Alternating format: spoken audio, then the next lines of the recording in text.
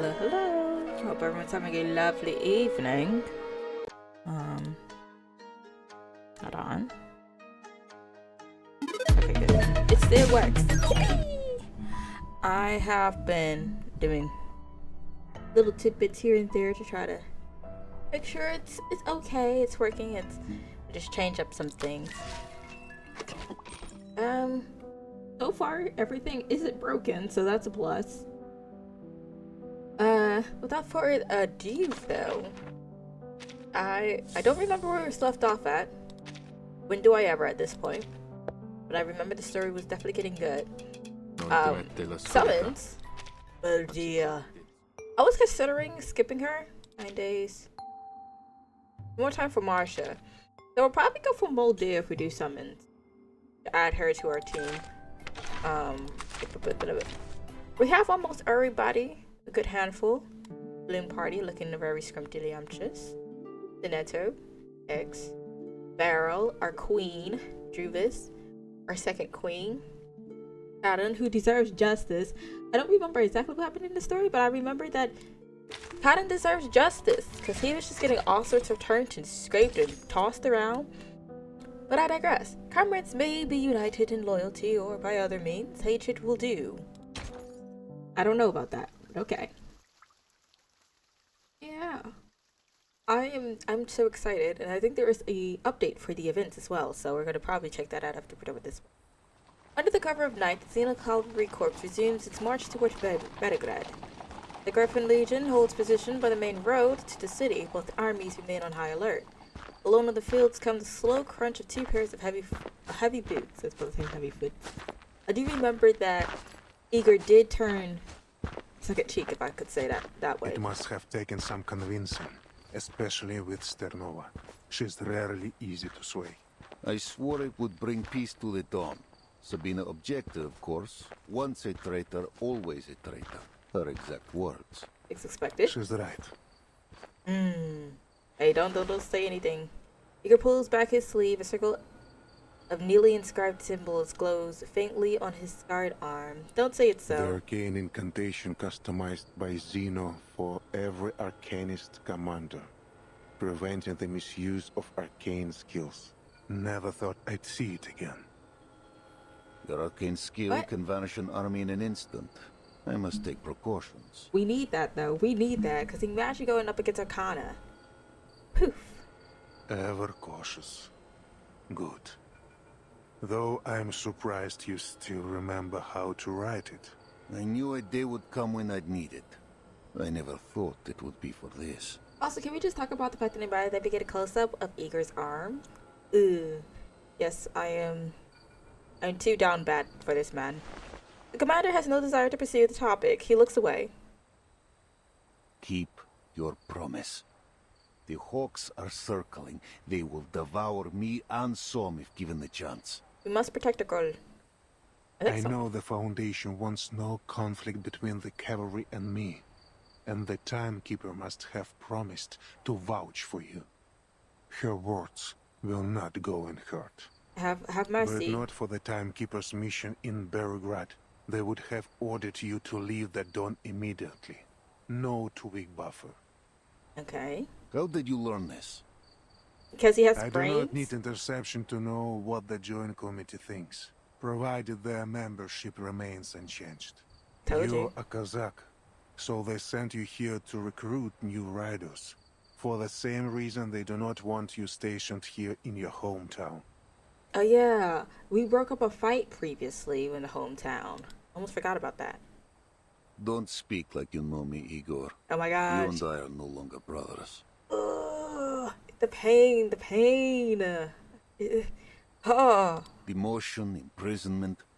No matter what they hang upon me, I will do what I must to defend my home. Word. Igor's eyes follow the river upstream to Belgrade, low rooftops gleaming beneath the starry sky. We were born and raised on this land. We both bade farewell to our families that day, leaving Belgrade and the steppe for the cold walls of Xeno. On a fine day, you can make out the church spire from here. The city is not as large as it was in '99, Back then, we could easily see the suburbs too. Many things are different. All this will be washed away in time. Do not put too much weight on it. I mean, they're still having a normal conversation as if they were friends. But the steppe remains unchanged, and so do her people. The smell of grass and dirt is no different than at the century's end. I still cannot trust you. Krotov is but one stain on the dawn. There are many more to be blotted. The golden famine will strip the steppe bare. Her people will either starve or leave. Which I think they've already been leaving, so... I mean... Most will have to leave off their food stores. Some poor folk have none at all. What does the Foundation believe to be the cause? Existence. They haven't investigated. Right. The Foundation is stretched thin. The steppe is not worth their focus. Our best hope may be the next storm. If it is kind, the dawn will wake as she should in the next era. I mean, I guess that's a way out of it. Igor lets Ivan almost cruel joke pass. This heat is the result of an arcane ritual. A ritual? Bending the weather over the entire lower dawn. How can it be done? Exactly how you decided to go ahead and captivate the entire skill of an arcane skill and just cut a few inches off of it, you know? Put it in chains. Commander! There's a person. The messenger's shout cuts the conversation short. He runs up to them and bends over, hands on his thighs, as he attempts to catch his breath. Yes. Oh, he bends it over. Hello. Hi. Welcome.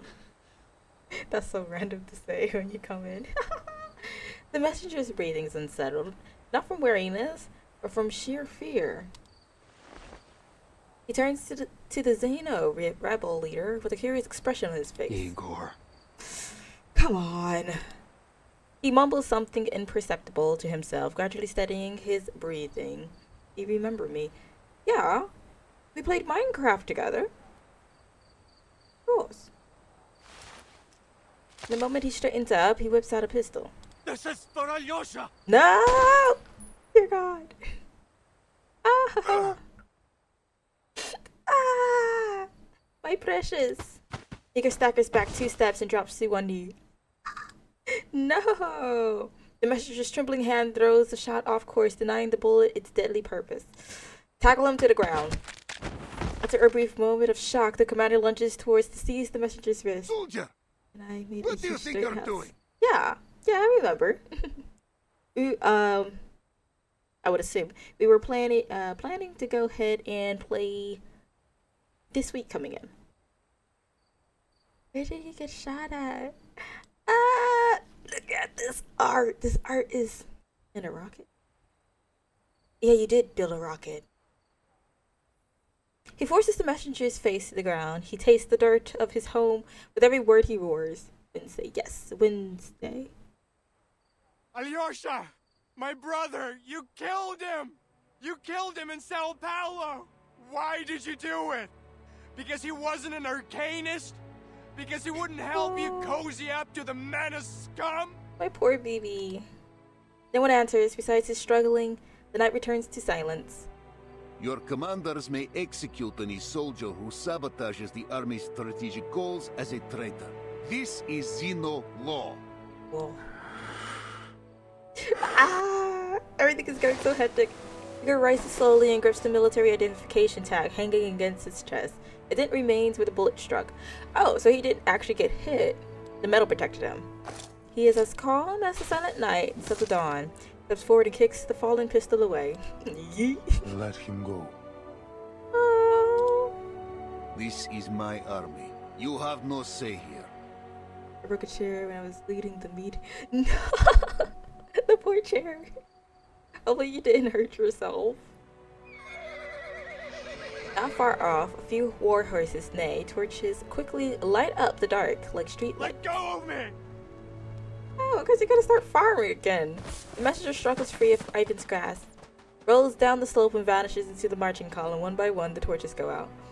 Did he was he like a bowling ball, just knocking everyone out while he rolled down the hill? Sure, it was me. The commander fires several shots but hits nothing. Hello? Can I quickly engage like nothing happened? Word. True leader. True leader. Shows that you can come back from anything. Father! Oh no, not tell me. I don't like him. Igor's ever loyal son rushes over. Barokov! Don't even think about protecting that bastard! Please. Igor raises a hand and turns to the commander. I got any rank? Oh, word! Congratulations! I'm letting it go, and so are you. This is why I love Igor. Many of your cavalry have long served Zeno. They will protect him. Pursuing this will only undermine morale. My life rank for scouts. Congrats! I don't know what that is, but congrats! Nothing matters more than unity in the army. I taught you this. Your cavalry must be united, brothers and sisters on the battlefield. This is what they are, a family. Yeah. After a few deep breaths, Ivan returns his pistol to the holster. The second to the last. Second to the last? Oh! Ooh, you're almost up there to the The top. hatred of those who once Absolute trusted congrats. you. A bullet to the chest. Krotov's betrayal, a home soon to be aflame. Remember what you have wrought, Igor. I can never forget. About the ritual that caused the Golden Famine. Oh, so he knows what caused the It was famine. Manus Vindictus' doing, composed of multiple rites. Their goal is to expand west. First the Don, then the Dnieper. 5, Igor. Ooh, so you was a star previously. All your life. Ooh, that means you're not far away. Caw-caw! Let me stop being cringe. Anyway. Oh, Soon, that shows that you're doing a good job. millions of square kilometers of land will grow no crops. All of Europe will face hunger. And they'll be forced to go to Manus Vindictae. What sort of ritualist has the power to change the weather over such an area? Arcana. Remember, Ivan, our enemy is a resurrected deity. Somewhat. More than just that. Interesting. With Ptolemy support, Igor makes his way down the slope. Oh, I guess he did get shot. No! Igor. Don't die. Nope. Because that's normal. Gotta love that Keep smoke. breathing. Or don't. The ritualist lifts a censer above her head. Colorful fumes spill from its veins. Now lead a presentation. Sounds so stressful. You gotta do a lot. I commend thee. You creep around the bound captive like a gaseous myriapod. No, that doesn't sound very normal. I don't think he's okay. You a lot. There are a lot. Very responsible. Krutov raises an eyebrow of contempt at the horrifying display. Is he dead? Is that a question? Did you not just see him suffocate? The ritualist gives the censer a wave. The fumes rush back inside in an instant. I overestimated the human's mental capacity. Next time, I won't make the same mistake. Are we sure about this? Where's Why my not boy bring him to Charon? the iceberg? Or do you aim to monopolize the fruits of the experiment? Where's my boy Charon? He needs to get out of here. Every glorious achievement is hers. The ritualist's answers is vague. Krutov waves a hand signaling a soldier to drag the body away. I might go to bed. I'll see you Wednesday. Alright, have a good night. Thank you for passing by. Didn't be last one. Oh. Well, I shall in fact do Wednesday though. I have no time for your little experiments. My army departs for Beregrad in 2 hours. Beregrad. Is she shocked? The news clearly catches her off guard. Okay. Good night. We will eventually conquer the city, plunder it of its wealth and figure. vitality. But departing now, you say? There were no such orders from the iceberg. Starvation will be our enemy's end. She's just trying to say that the whole world is her enemy. How about no? You're not gonna have She any entrusted me minions. an army and the power to deploy them. Now that Igor and Ivan have met, they are sure to head to Beregrad. I must stop them. Oh, is it time for us to probably put him in the dirt? The low growl of engines rolls in. The transport unit responsible for heavy weapons is departing. My army is ready. You gotta go. This is my chance to eliminate Igor for good. If you won't give me the boon, I will take it myself. Oh my gosh, I don't like him. The loss of one right will affect the efficacy of many others. If the weather cools and winter returns, our attack on the Eastern Front will be jeopardized. Our entire project will be delayed. I don't think he cares about that. Your privilege has its limits, General. You and your followers will accept the trial. It is only a matter of time. No, he's like too stuck up. He's not gonna know the limits until everything Watch your blows up. tone, ritualist. Leave. You never asked Igor and his men to wear the mask. You have no right to ask us. Brother, ew. He presses his gun against the ritualist's forehead, but she doesn't flinch. She grins, because of course she does. Igor is a weak, indecisive coward who doesn't dare face his true desires. Which I is, am greater than he will ever be. he just gets on my nerves. Please, spare me. Do you think a gun to the head will scare me? Death is but a return to her embrace. This just kind of shows that they are like out of touch. She will resurrect our Arcanus, clarify our deeds. I will die with her name on my lips. Kutov lowers his gun. Okay. Monsters. Oh, you made a pact with them. What did you expect? Light show. Yes, my mans. Finally. He looks on as one of Kutov's soldiers drags a fresh corpse from the camp. For the man who is already dead, this moment feels closer to withering. How many more will die for this? The world may never know. The soldier glances at him without a word. He lowers his head and walks away. Adam feels a stronger pressure closing in on him. They die because of you, Garon. The decision was yours. Scoots more? Adam turns back. If joining you will teach you to respect life, then I will do so. No, no, please, no. Don't do it. It is unclear what difference my choice will make. These people will still die by your hand, only for another cause. Does that mean he's going to retract his join? I am not so deranged as the Manas. I simply value efficiency. Cap. Stop the cap. If you are not one of them, if you detest their behavior, why do you work for them?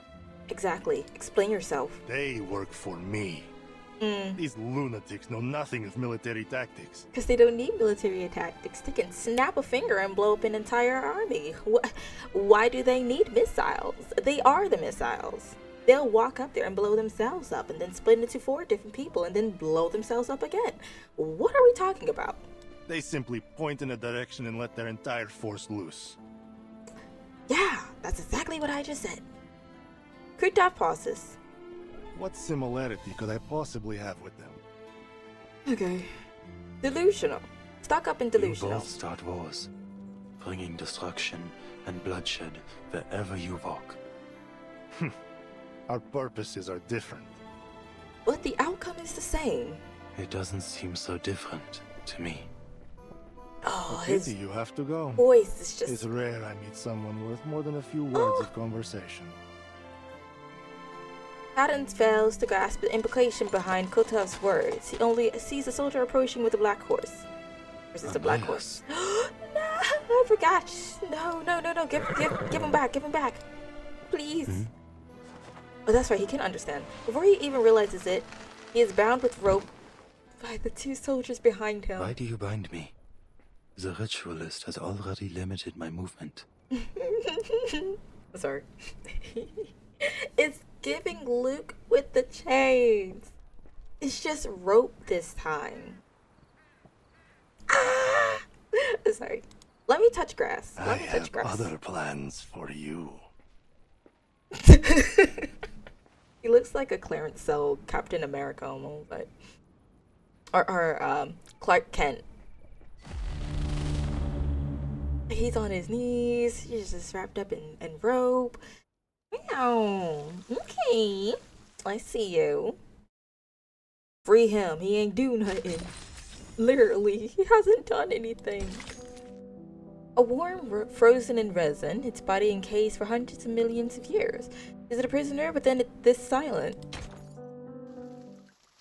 Yes. Alright, let's see. Let's see.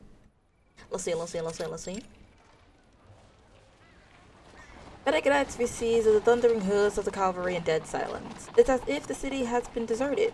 It probably has been. Yet the soldiers sense the stares, frightened, alert, resentful, peering through every rusted doorway, every shattered stained glass window. They settle on the weary war horses, on dust-stained uniforms, and on the black barrels of their guns. What are they so scared of? You. The cavalry is here to protect them. They don't technically know that. After all the chaos, letters from the front soaring prices, bandits. Beregrad is worn thin, even afraid of its own shadow. Yeah, I figured. Just like the people of Tamarovka. The commander looks up at the shuttered windows around him, then turns to the shadows hiding in the alleyways. You didn't keep the cavalry's orders confidential? And Igor walks beside him. From time to time, he presses against his ribs, where the sting of the gunshot still echoes. Oh, my precious. I'll get you a nice pack. Word always gets out. That's not how that works. Imagine the FBI being like, hey, by the way, we're gonna go ahead and haunt this person here. And then it just shows up on national television. I don't think that's how that works. Just saying. Then the citizens must know that you will soon withdraw from the Don. With no one left to protect them, they have lost all faith. Igor. They do not know why the cavalry comes. I'm certain their minds are filled with the war's possibilities. Wait, but like, Igor, you can use your troops, or you could be the troop. They think you will plunder the city, no doubt. That's most of what they have faced since this began. I see.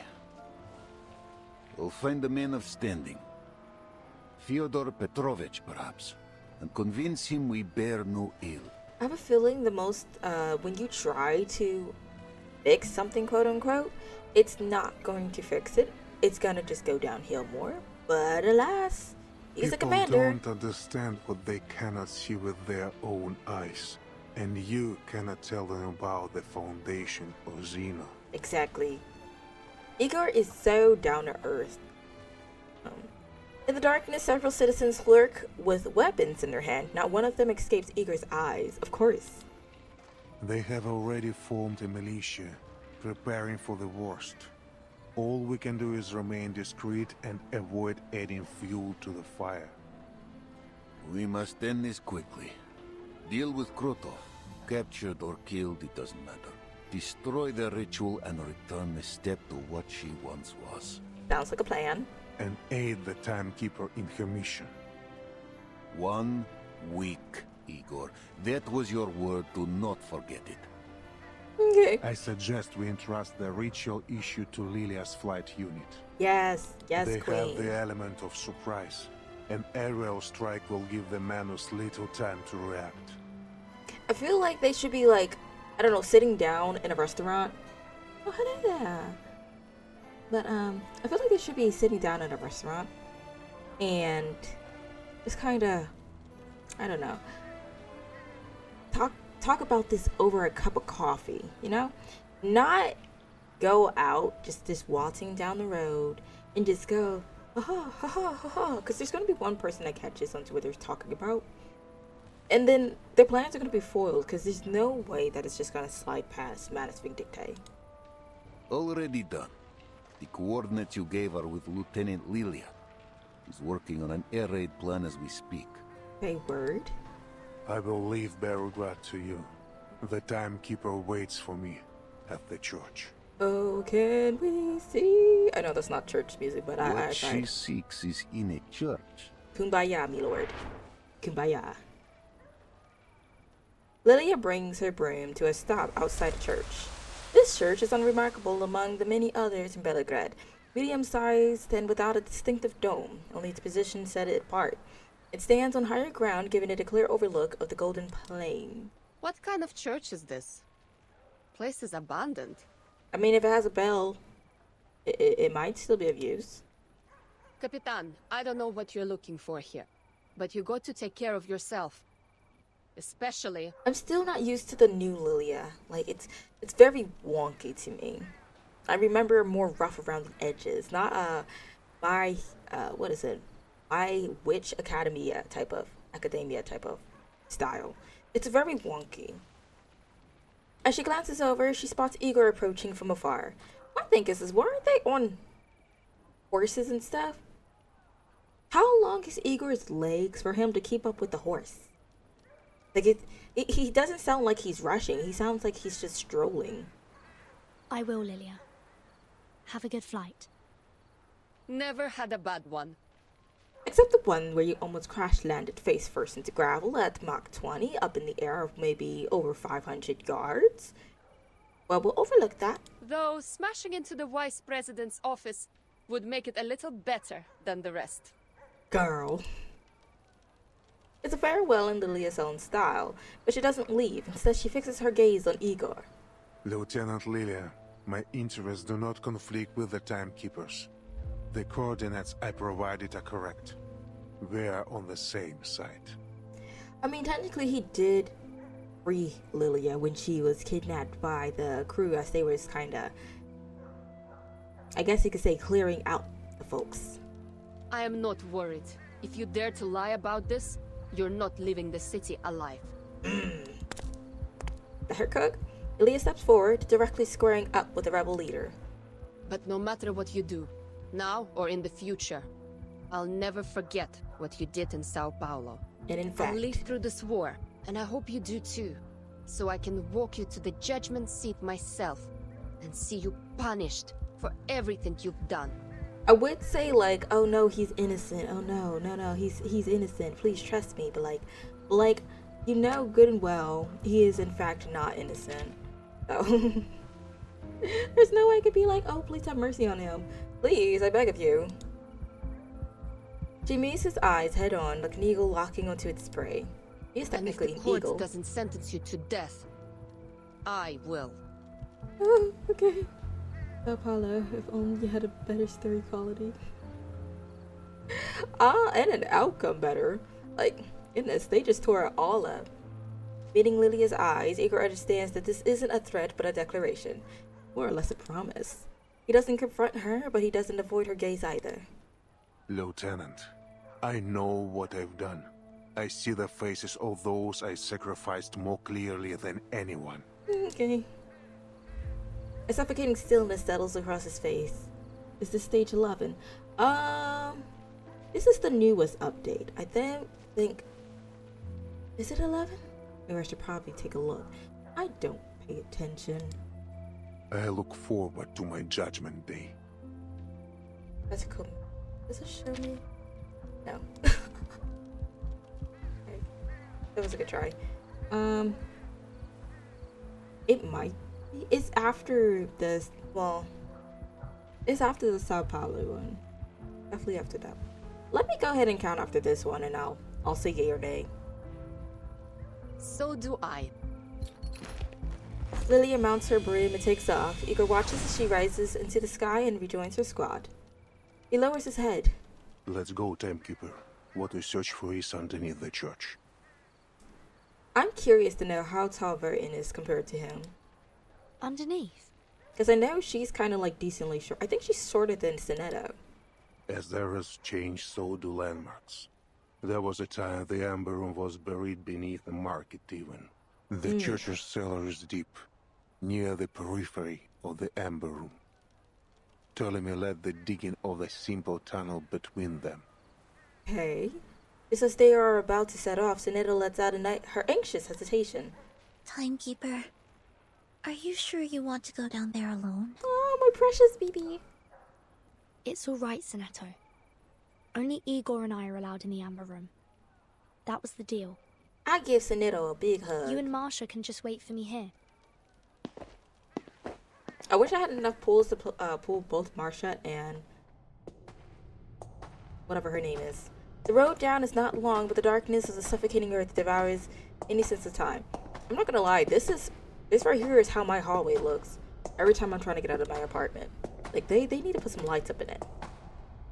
Guided by the lingering scent of gunpowder from Ptolemy's excavation, they move toward a faint point of light. Ahead? Entrance? The lighting system my man built before. Before? When they dug the tunnel? Earlier than that. Before... Wait, what? The light grows brighter, revealing an unexpectedly complex structure as they pass through the... Okay. I didn't read that part. Hold on. The entryway. Very shocking news. Igor Banner is coming soon in 11 days.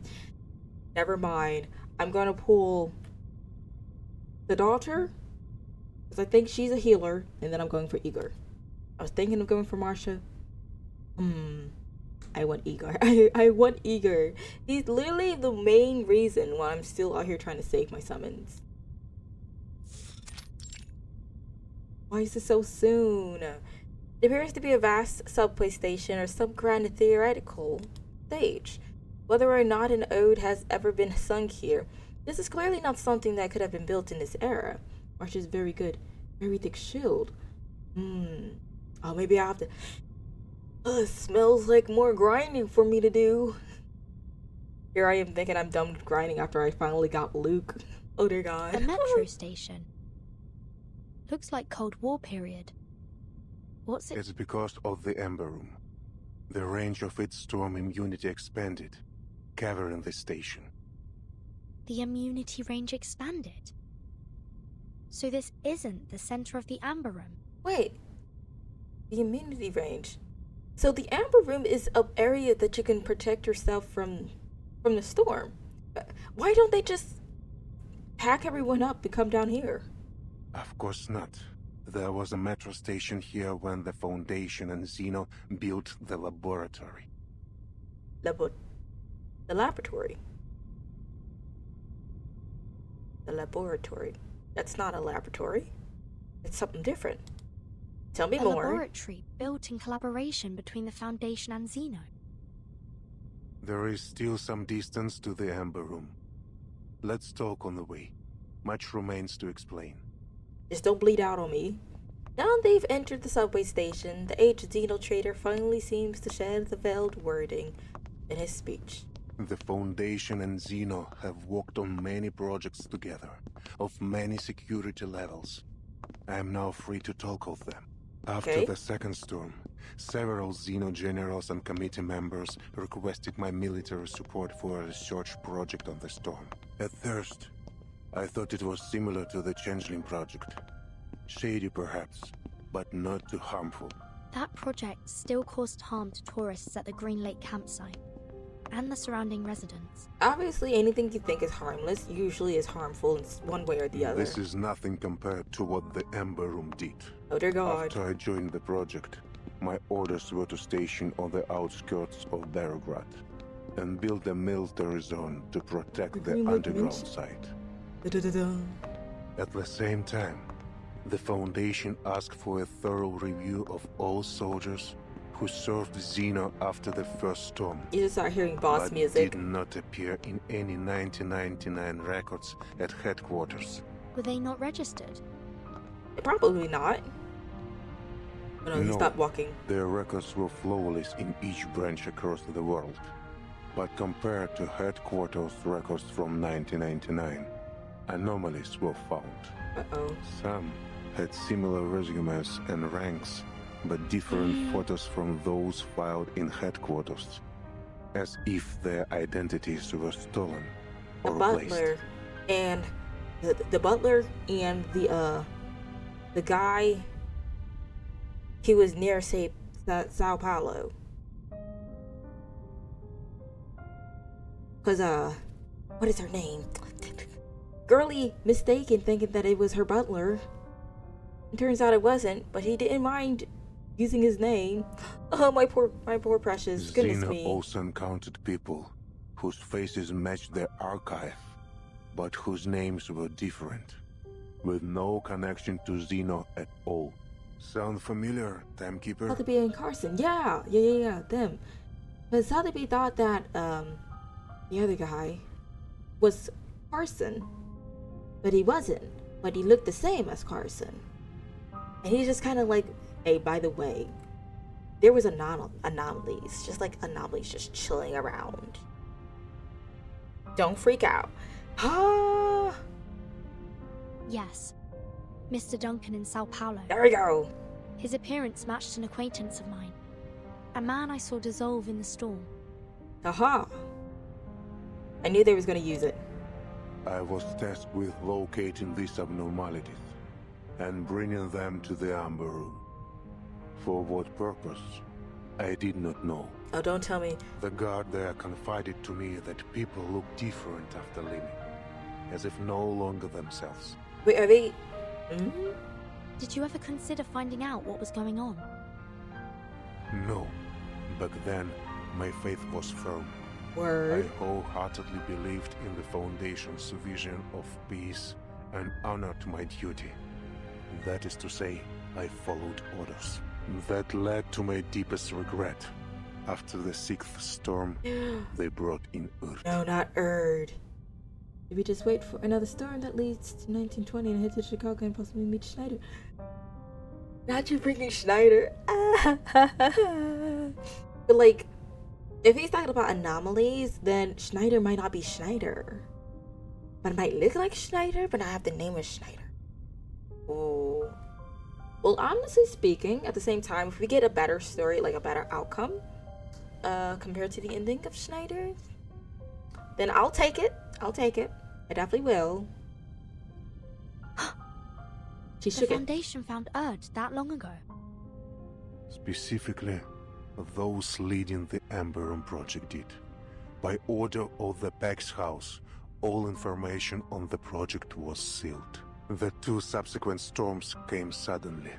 During that time, something happened to Earth. Something different. During one storm, she escaped. But the secrecy of the project left us without manpower to find her.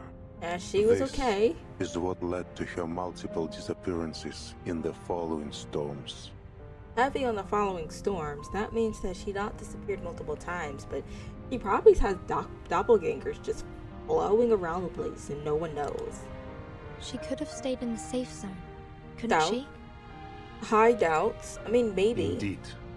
From my view, the Foundation only searched for her to cover for their mistakes. I remember well the last time I saw Earth. It was on a vast land. Dangerous. Barren. Much like the Dawn Steppe. It couldn't be the same island that, number 27? Vesmert, Doris, Marta. Right, they're all Urd. And they're all from, like, different eras. And there's something that always happens to them. I have a feeling Urd is just gonna keep popping in and out. She's gonna be like, and in, and out. And one more time. And in, and out. In Antarctica. Antarctica. No, that's not where number 27 was. Or That 6. was Dr. Doris. I talk of Earth. But Dr. Doris is Urd. When I saw her in Sao Paulo, I knew her at once. Both by her appearance and by her unique, calm bravery. But Dr. Doris was not the woman I knew in 1999.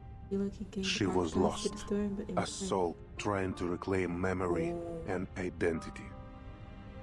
That is a good. No, that right there. That's some good lore. Possibly. So basically, she could be immune to the storm fully, but in return, That theory right there. I'm gonna hold on to that theory. I'm gonna clinch it with all of my toes.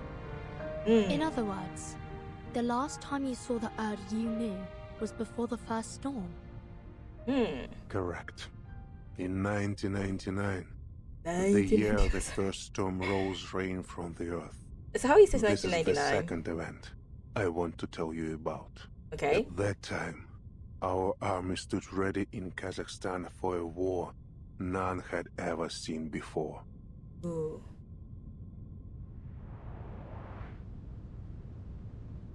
Miss Earth, the army is combat ready. But here's another thing that could happen. Like, even though she gets amnesia, she also gets a random skill that kind of helps her through each storm or each era, so that she survives or can help with whatever may happen in that era. That might be too power heavy, but it's an idea. Thank you for letting me know, Admiral. At the moment they start the ritual, they'll be their most vulnerable. I need to be close to its center at that time. Understood. You know what you are doing. I believe in you. I guess this man never changes with the white hair. Their defenses are weak. There is no need to worry, Miss Earth. Everything will go smoothly. This is how he pronounces things. It's just so precious. So interesting. I'm not worried about myself. I'm worried about her. Her who? Tell me more. You mean your daughter? We knew she had a daughter. Yes. She's still too young to understand all this. The SPDM will take good care of her. No, they will not. The Foundation made the same promise. I suppose it's the only way.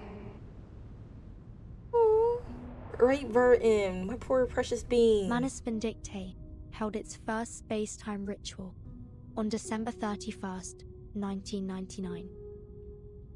If they had succeeded, that ritual would have brought time back to the blank era. Antarctica was their second attempt. Why are they trying to erase everything? They are trying to fix the mistakes the parents have wrought onto them. They're like, you know what? We have an orphanage. We just kind of want the orphanage to be empty. Okay, I think you've missed the point. The results were much the same. The flood summoned by the ritual was incomplete and turned into the first storm. I mean, after all, if we were to go ahead and take what they yoinked maybe 2/3 of the class, so I think it adds up. Yeah. Footsteps echo through the long-sealed subway station, drawing them ever closer to the heart of the secret. I promised Earth the operation would go smoothly, but I lied. Because you didn't know how it's going to end. Neither Xeno nor the Foundation had any idea how powerful the Manus' defensive ritual was. The situation was desperate. We had only one order: advance, regardless of the casualties. When the storm rose, it swallowed the details of the war. Yet the weight of it haunts me still. The grief of sending my soldiers to die. Like the flame of a candle, they were extinguished in an instant. Yeah, that sounds like Manus for you. If it weren't for the storm blurring my memories, I would have left Xeno and the Foundation far sooner. Subway station ends, and ahead of them lies a broader space where white light and air pours in. Then what ultimately led to your betrayal? Igor Halton turns toward the obscure door at the corner of the hall. We've arrived. Okay, us arriving. It's carved from the same smooth marble as the surrounding wall. Its outline only perceptible on closer inspection. Unobtrusive, unremarkable even, but ever so mysterious. It was the Ember Room project. It showed me the Bag's house's arrogance. Oh, so he must have managed to find it, and it kind of helped him reclaim his memories. By now, I don't know which shows less respect for life, the Foundation or Manus Vindictae. Not gonna lie, they're kind of fighting for first place. They're both literally fighting for first place. Like, it's not like, a 35, 65, a 20, 40... and then some. No, it's kind of like 50-50, like maybe a 45, what is it? A 45-55 type of duo going on right now. I once thought that we fought and sacrificed for a firm conviction, to bring a bright and peaceful future. But I can fool myself no longer. The Pax House may aim to build a peaceful future for both humans and Arcanists, but their means are no longer justifiable. Never was to start with, I guess. And with Arcana as she is, this is a war for gods. How can we stand, let alone claim victory as mere mortals? Again, I feel like if he just kind of confined in his skills a little bit longer, that he could probably snap, crackle, and pop. Like, if he's that strong, they have to put seals on him to restrain his arcane skill. There might be a chance. How I wish to have a god on my side. Timekeeper. Timekeeper might just be the god. Oh! There is an almost pleading note in his voice. What lies in the Amber Room, I cannot fully say. Data fragments, Miss Earth's words. Whatever it is, she wants you to have it. POV, she walks into it, it's just like an orange room filled with just papers. Destiny has seen it survive several storms, waiting for this hour, for you. Alright. This is a door only you and Miss Earth may open. Go. Walk through it. Can we just take a moment to process that he never answered the question, though? I'm still not sure if you're telling the truth. But thank you for bringing me here, Igor. Here for an acid trip. An acid trip? Oh, no, I'm scared. I'm scared. What do you mean? What do you mean? I'm about to be hiding under my desk. I'm scared. I'm terrified. Where'd it go? Okay. Winter is coming, yet under the golden famine, the long river runs pale and weak. Quick.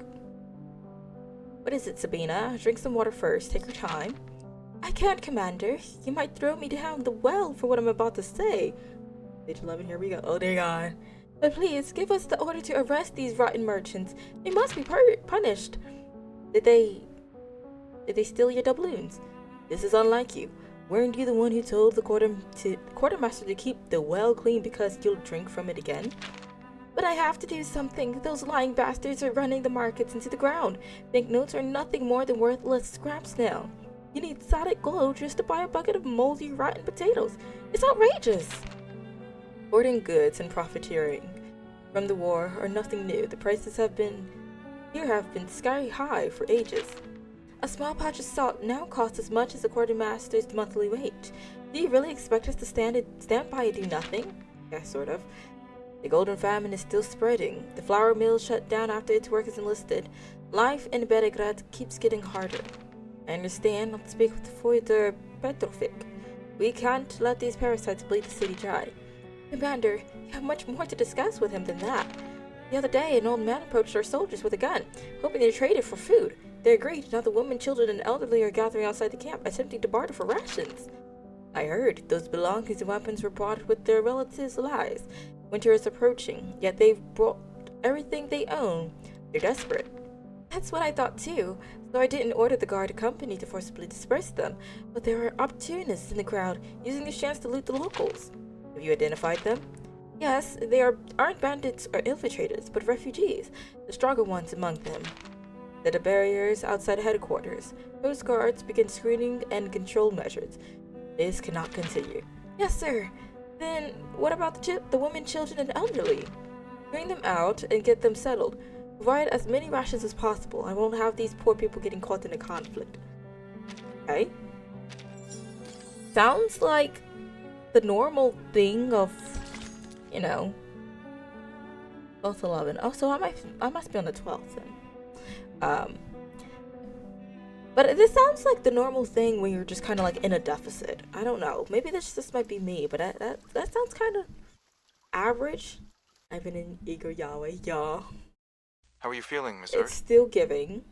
Just as I have the many other times I've sat on this chair. And must you insist on calling me by my pen name? Her name. Erd is your real name. If you want to find the true you, you need to accept it. And she's not. But I'm just a journalist. An occasional writer on hippies. Not the hippies. Erd is simply a pseudonym for my submissions to a certain magazine. I still don't understand the purpose of this experiment. Your claims of world peace sound no different from many of my interviewees on the street. Going? She's ready. It's so... Vessel ensoulment, Weird. test number 13. Begin. That Erd was from the Remit Cup event. Oh. My precious Erd! My precious mama! Oh. Well, this must be the different Erds. Oh. Hey, there is another one over there. She's glitching. I don't think that's a good thing. Oh, and that must be the chair that was inside the Sao Paulo, inside that one house. There was a random chair with a red button. That's the chick I was mentioning. So weird. Mom? It really is you, my child. Mum. It's been so very long. You're slighter than I'd imagined, but how wonderful it is to see how you've grown. Oh my goodness. Why are you here? This isn't reality. I can feel it. Where are you really? Where can I find you? Oh. Don't cry, my child. Please don't write This is but a moment from the past. Oh no. I can only tell you what has already happened. Stop. Stop. You're gonna make me hide in my little cubicle. Was the ensoulment successful? She probably gonna be face on the floor. Not quite, but it's the closest we've ever gotten. Amazing. All previous subjects couldn't bear the side effects of the experiment. Only Erd. State the conclusion. Yes, sir. Erd's true personality may have briefly returned during the 13th test. Okay. We know this because of the disappearance of the Amber Room. That is to say, for a few seconds, the room became unobservable. All feedback signals were cut off. My assumption is that the Amber Room traveled into the future during that time. I'm sorry, what now? The future? The future. For what? Of what? It's like he says it. His accent is just Only too time much. will tell. Dot. Timekeeper. The gravel is tasting kind of scrumptious right now. Timekeeper? Oh. I'm sorry. Why is there explosions? That's a chipper in right? Because I clearly Are you awake? out here having backflips, front flips, all in the head standing still. Whether it's the ground beneath her or herself that is shaking, she can't tell. With the clamor of noises around her, it's as though she's just been thrown into a hurricane. Zanetto, is the timekeeper alright? I mean, as alright as she's gonna get. She's awake. Yeah. She didn't say alright, she just said she's awake. You know. Zanetto. You open her eyes. Marsha? Where's Igor? Her mind still lingers in another time while her eyes struggle to grasp where she truly is. What's happening? Is Beograd... Beograd is in attack. Krutov launched a surprise attack on Beograd an hour ago. Some bandits have broken into the city under the cover of their air force. The cavalry and the militia have formed a defense. Igor went to contact his people for reinforcements. Okay. We need to get you to safety as soon as possible. I'm gonna be so honest. She has zero urgency in her voice. She's just kind of like, yeah, so just to let you know, there is 3 missiles coming towards us. Several have already hit the ground. Guns are just flying around the place, and you were just knocked out asleep. You know, just everything's perfectly fine, honey. That's close to me. And maybe not. Everything is in flames. How long was I down there? 15 minutes, right? No. 50 minutes? Timekeeper, you've been gone for almost 12 hours. I just brought you back above ground. Why didn't Igor do that? Huh? Almost an entire day? Sorry for asking so soon, but are you able to move? Please, because if we're just sitting here, we're going to be sitting ducks, ready to get slaughtered. Yes, I'm fine. Just Give me one more minute. No. All right, here's the situation. Krutov's vanguard has occupied part of the outskirts. Low-key, they hit the suitcase, and there's like one trillion what's the thing again? It's like, you know, just like, exactly, there's zero urgency. It's just like, you know, shit like, here's a smoothie, here's a little drinky drink, just to let you know. I was like, no, get up and start sprinting. I don't know if I have to carry you on my back. Let's get out of here. Though this church is currently within the safe zone, it won't be for long. We need to retreat a few streets back. 10 minutes ago, a small force cut off our retreat. I'll attempt to break through a route connecting us to the militia stronghold. Wait for my signal, Timekeeper. Well, I think it's the opposite way. Once the Timekeeper actually gets to her feet, respectively. I guess the side effect for our girly here definitely was not it. Do I have my auto on? I don't have my auto on this time. That's crazy. Alright. Let's do it normal. Be careful, Miss Marcia. Don't worry, Sonetto. I can handle these enemies myself. Just take care of the Timekeeper. Alright. I actually trust her. Oh! Hold on. I actually trust her, though. Great decision. Hmm. Wait for the right moment. We should do it. Show mercy. I should probably have put the actual debuff there first. Do not let yourself go. And then do the debuff attack. Liberato dal fratello. I should probably go into a home run. Strike! I see it, I see it. Wait, what? We can't get close with this firepower pinning us down. Hey, down there! Go do something about it! They've turned their machine guns to fire at the flying bitches. Yes, we see that. I need to do something quick to neutralize the enemy's machine guns. What shall we do? Who should I select? I generally like Thors.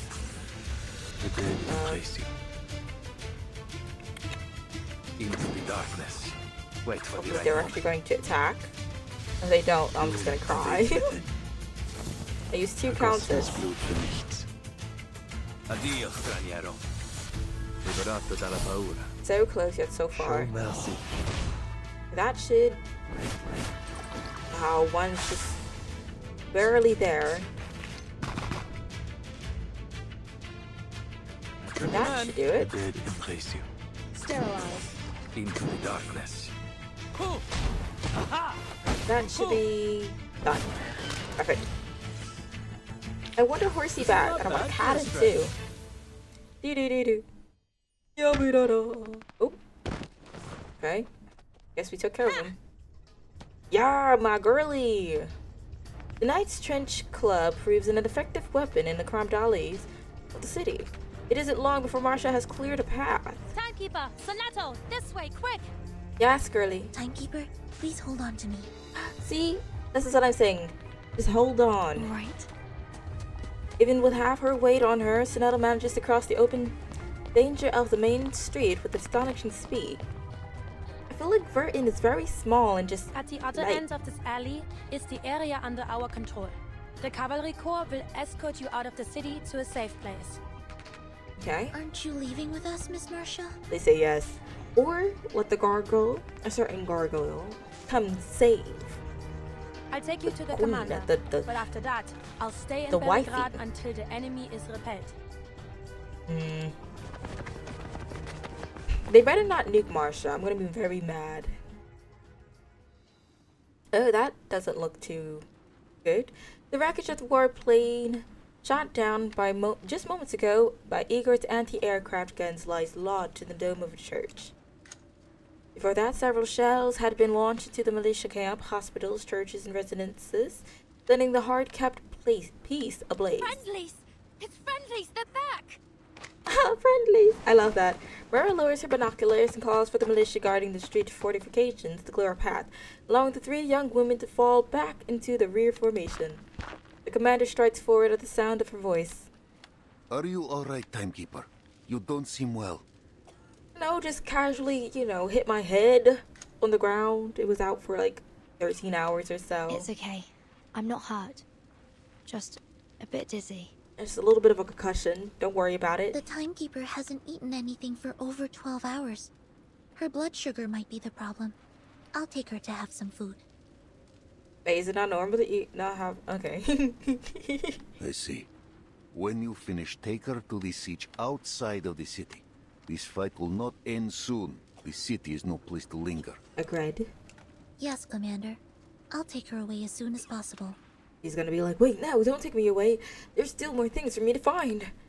Make it so.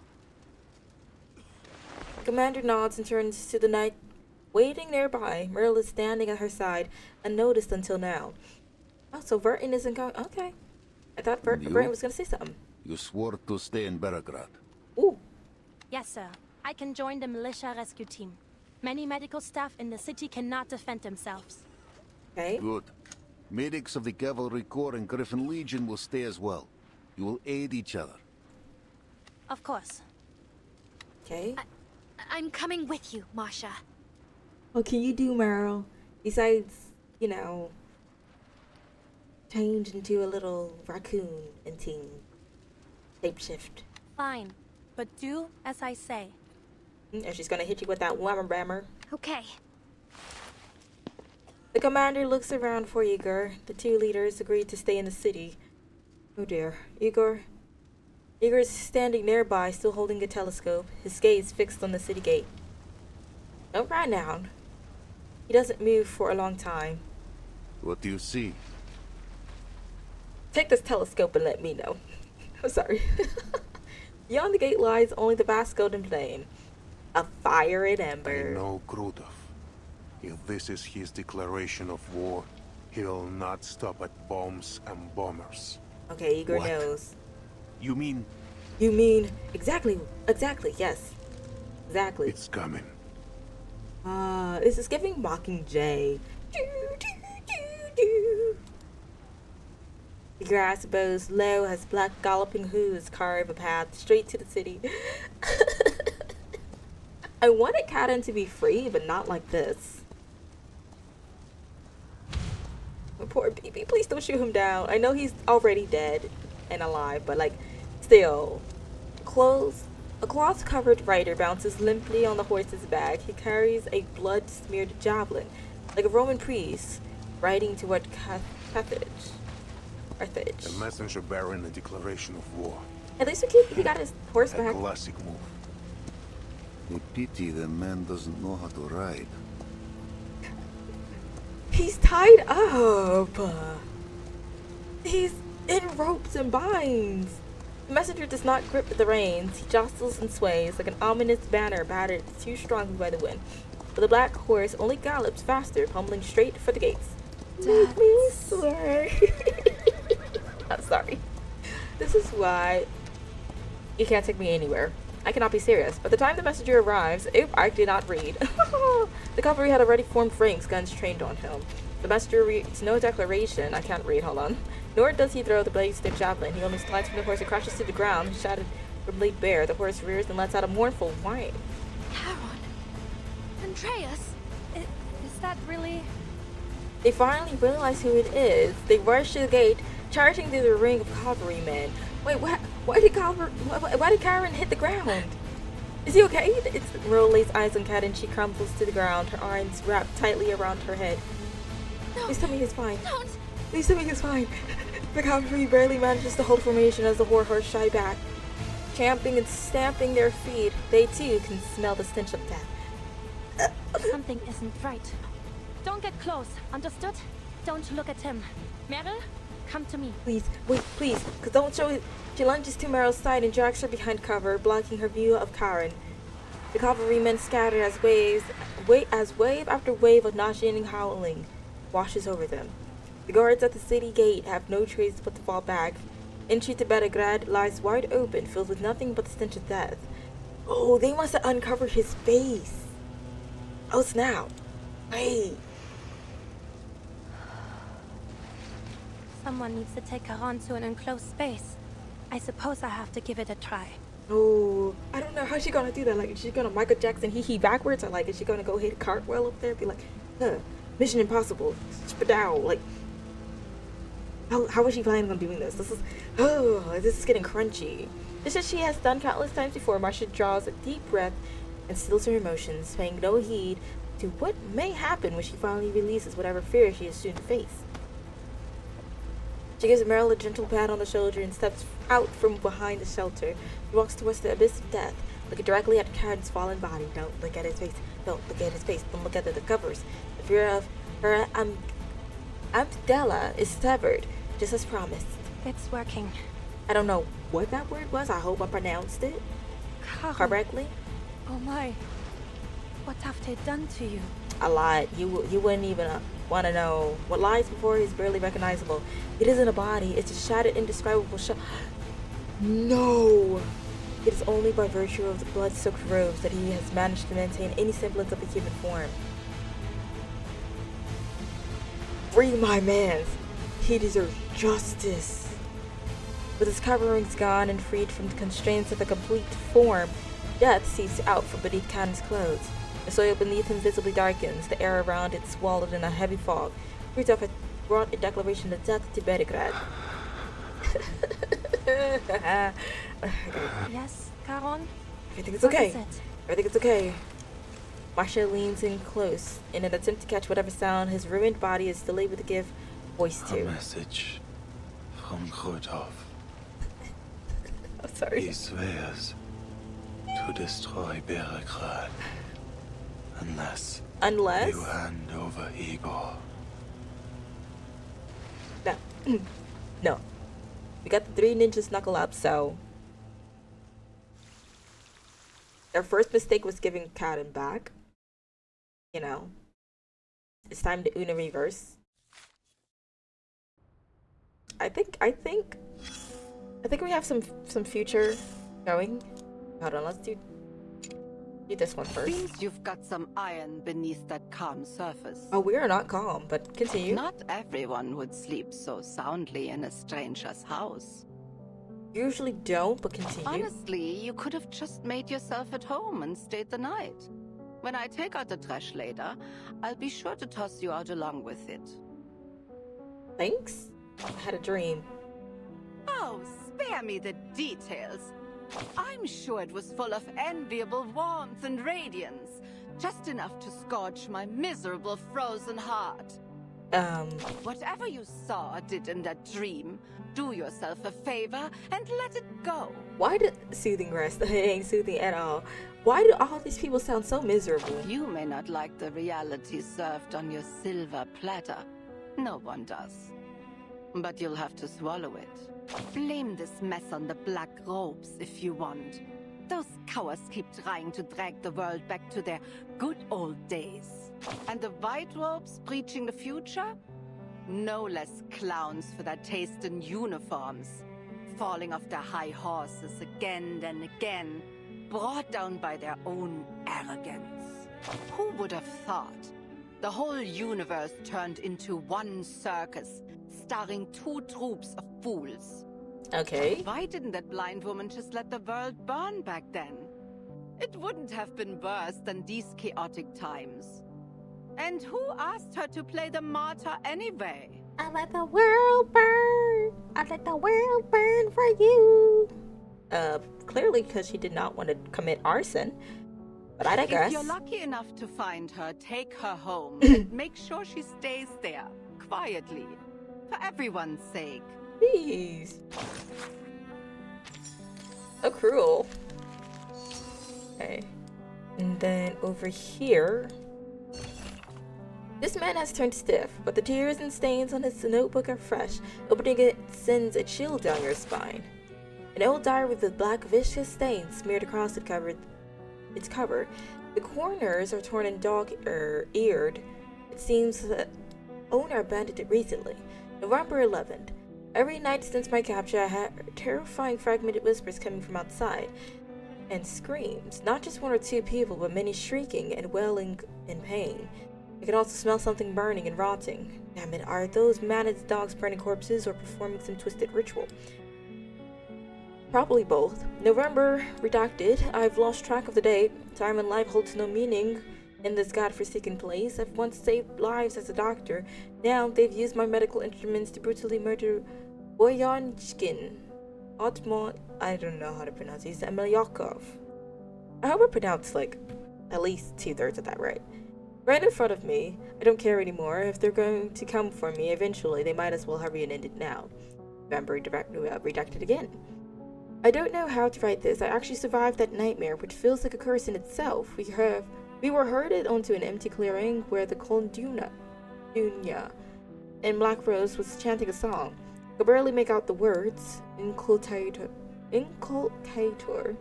and of Arcanum. Let me manifest Decay anew. She pulled away the shroud covering the corpse. As the black mist dissipated, a broken body lay before us. She handed me my old scalpel. Dissect it. I looked down at the remains exposed in the air. Male, early 20s, mottled, wrinkled skin. Ribs collapsed and fractured. I didn't know what I was doing. Fear made me forget everything I once believed. Standing beside her, I raised the blade, started cutting. The scraping of bone was monotonous.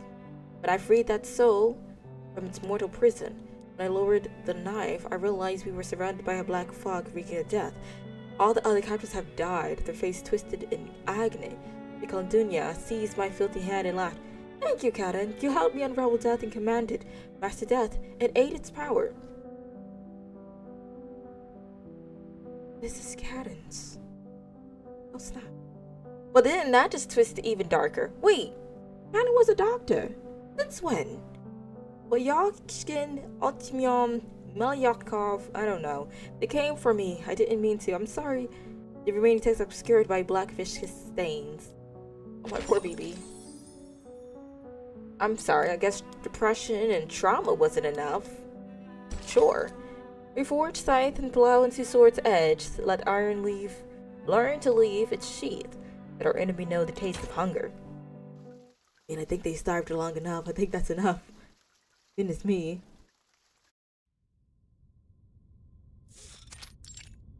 Militia-based Belgrade. It does not feel pain as the living do, but it has left its marks all the same. It must have endured unimaginable torment. His bodily structure is too fractious to store his arcane energy. The leakage is worsening his condition. Oh, that's right, because he's just walking death. So anyone who would actually see his internal, like his actual body, that is like the worst arcane skill to have now that I think about it. Like, hear me out. Imagine you want to make friends. You just accidentally trip over your blanket that's covering like whatever it is that's keeping in your arcanum skill, and then boom, you just take out an entire school. Like, goodness me, that Adam's body is held together in an unnatural way, like a man crushed 1,000 times. His fragments no longer fit together as he should. How could the Manus do such a thing? Because they're heartless. Why? He's got nothing to do with any of this. But he's our arcane user. Meryl stands with her back to Kaden, her shoulders hunched and trembling. I should have gone with you, Karen. No. Kaden now lies on a stretcher, silent and contained, like a black wall behind them. Meryl finally saw Kaden's arcane skill for the first time, vast and hollow, like death itself. No. I'm sorry. Meryl. Meryl. I'm doing. Masha. Don't do it. Hold on. Okay. Don't do it. She instinctively turns to her, but Marcia grips her shoulders firmly, holding her back in place. Don't turn around. I think Charon wants to tell you something. Yeah, let him go ahead and start hitting his rhymes and his raps. He does not want to nuke you. What is it, Charon? Please don't have him nuke you next. He's gonna be traumatized. I'm sorry. Charon, I'm sorry. It's all my fault. With a single word, Meryl's words come rushing like a river breaking its bank. You protected me. Walked with me all this way. Hid me. Kept me safe. And after all that, after everything you've done for me, I left you there. He did that all because he's the best bro. If only I weren't such a weakling. If only I were brave like the others. I could have taken you with me. Saved you for once. But It's all my fault. I'm useless. I should never have left you behind. If it weren't for me, you could have... He got one word out, was like, hey yo, Meryl, let me tell you something really important. She just started flying. Oh, my poor baby. I want to give her a hug. The words choke in her throat before they can be spoken. No, Meryl. Exactly. Anna finds a chance to piece together his broken speech. You promised to run away when danger came. Why do you remain here? Go, find a safe place. Also, like, is that a blanket or is that like a tablecloth? Because it looks like an old grandma's tablecloth. I'm looking like the flowers and stuff that's on it. Excluding the blood. That's I can't. Kind of shimmied on it. I can't run away anymore. I shouldn't. Shan't I want? Wait. That'll sound right. I love I should child. never have run in the first place. Next. If I'd just gone back to the squad. If I hadn't asked to go with you, if... They probably wouldn't have found Karen. Honestly. Meryl is too overwhelmed to speak. A pair of hands gently wipes the tears from her face. Marcia? Hush, now. How are you supposed to help me fix Karen up if you keep crying like this? Exactly. Karen needs to have a working body so he can go ahead and get the alley-oop and the whoopty on him. You know? Yeah, breathe easy. Don't forget what we need to do. Karen will be fine. As long as we can restore the vessel of his consciousness, he'll recover. I'm the only one who can look at him right now, and I need a reliable assistant. Only the two of us can help him. Do you understand? I'm really curious to see exactly how Karen actually looks. Yes. Right, I understand. Get that tablecloth out and all them supplies. It's time to go dirty. Wipe your tears. It won't be an easy task, but it'll soon be over. Just follow my instructions and give me what I need when I ask for it. Can you do that, Meryl? Yes, Mama. Yes. My poor BB. I knew they was gonna tear him up when I seen it in a trailer, but like, didn't expect like this. Boy steps into a fallen stone pillar, the wreckage of the warplane and the church behind him. Been shot down, yet it still seems to posture in defiance. A grim reminder of how fragile the city is. We will not be victims. This is not the time to be hooping and hollering. I mean, get it, I guess. One by one, people gathered around Fyodor Petrovic, quickly forming a tight circle. Hand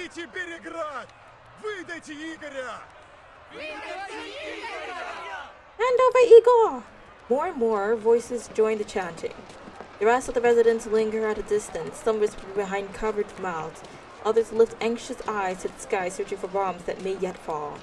The chanting crowd clambers over the street's barricades, only to be halted by gun barrels over the fortification of the city defense headquarters. Stop! Don't go any further. Oh, oh boy, over here trying to talk like he really had something happen. I still have a feeling like they're giving him too much screen time. You feel me? Like if you have a side character that gets too much free time, that means that screen time, they're about to nuke him. They're not going to be lasting very long. Stand aside, kid. I need to talk to your commander. Please. You can tell me. I'll pass it on. Exactly. Turkey feels a shove from the side. Alright, that warrants arrestation. Hey, I know this man. Let me talk to him. Arrest him. The Belgrade militiaman climbs onto the fortification standing taller. Fyodor, take your people and turn back. Or are you here just to cause trouble? Still standing strong with the cavalry, are we, Dima? Don't you know how many have sided with us? Them? Just little sheep following any dog that barks at them. Uh-oh. You war-crazed Duraki. All we have to do is hand over that Igor and Krutov will leave us be. Yeah. The choice is obvious. The thing is that it's like if you have a bad guy, you know he's going to be a bad guy because even if you listen to what the bad guy say, he's still going to do bad guy things. Sure, you'll have a building for a couple of months, but that doesn't mean that you're going to have like the island, you know, the house will still be standing, but there will be holes in the ground. You're the Durak. They're bandits. You can't trust the word they say. Cook, Sergey. And this Igor, Who is he? The one that helped? No one here has ever even heard of him. It's no skin of our back to hand him over. You cavalry said you wanted to protect the city. Now is your chance. Oh my goodness, they're trying to go ahead and not blackmail, but like, you know how they just kind of make you feel bad. It's like, oh snap, you're right. Gaslight. That's the word. If Krutov has some personal issue with Igor, then I say they solve it themselves on the step. You don't know what you're talking about. The drinks pickled your brain. Just look at your nose. And you've got no say here anyway. So shut it and go home. Speak it, Sergei. A cacophony of boozy erupts from the crowd. Or you can use your enthusiasm to fight off the bandits and get our market back. Oh my gosh. I mean, the commander turns from the window. I'm gonna be honest. Damned if you do, damned if you don't. There is always going to be somebody who finds a problem with it. Tell the 1st Battalion's commander to evacuate the citizens trapped outside. Just a few sharp soldiers. Don't worsen the situation. Be careful. No misfires. Fyodor won't dare start a real fight. He'd sooner roll in his wealth than die. Yes, Commander. Stanova leaves at the order. You taught Krutov well, Igor. Oh my gosh, of course he will be. Okay. He has driven a wedge between us. Old-fashioned, but effective. He knows we need both the militia and the citizens to hold Peregrad. One whisper deal and half turn against us. He will do anything to bring me a humiliating death. We're not letting you die, Brody. Why? I never warmed to him, true, but I had no inkling his hatred ran so deep. Igor falls silent, as if finishing his thoughts from the depths of a dark pond. Like me, there was no turning back for him after San Paulo. He can only continue down the path he has laid.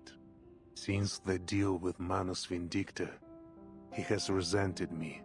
He claims I shot at him for his sacrifice. He also believes our break from the Manus was a grave mistake. He wishes to wrest more power from them. Which kind of shows with his stuck-upness. I really feel like it's going to backfire. Like, we won't even have to actually fight Krutov in the end.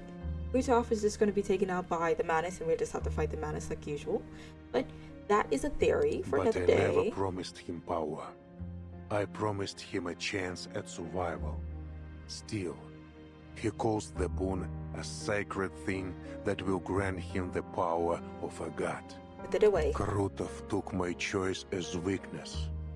Now, he is obsessed with proving that his path is the right one. He wants to kill me, to take the boon, to prove his worth to the Manus. I see some free skin under that scarf. Care to take it off? We can take advantage of this. I want to see the chest muscles. Let me stop. Outside, arguments between the cavalrymen and citizens rise and fall along the street. One thing is certain. This decisive battle will not be inside the city. We cannot stay here alone. Let us live together, Ivan. We will discuss our strategy on the way to camp. Okay, word. Igor talking some sense. I like this.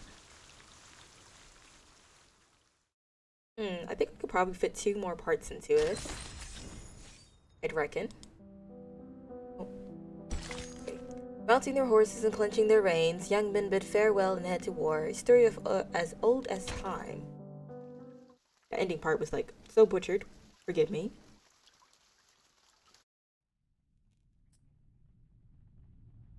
So, you're saying you devised this plan with Igor? Yes. Stanova stands opposite the commander, the table between them. Agitated, she shifts the marker representing the military forces back and forth. The commander glances up at her. Her words are minimal, but her stance is made clear. Put the griffin down, Sabina. We're all in the same boat now. He's like, okay, if you don't calm your buns and take the butter off the grill, it's calm down now. The oil is indeed hot. We can see that. Stanova raises a hand and sweeps the wooden griffin to the edge of the table. I'm not questioning your orders, but I will state for the record that leaving our back wide open to Igor is too risky. It's a map. After dark, the cavalry will advance upstream with minimal gear to launch a surprise attack, cutting off Krutov's supply lines. It makes sense. Our riders know the terrain like the back of their hand. This will allow us to capitalize on our superior mobility. I'm surprised they put in the Air Force in it But as we well. would be leaving the right bank, the forest, the siege, and even Beregrad exposed.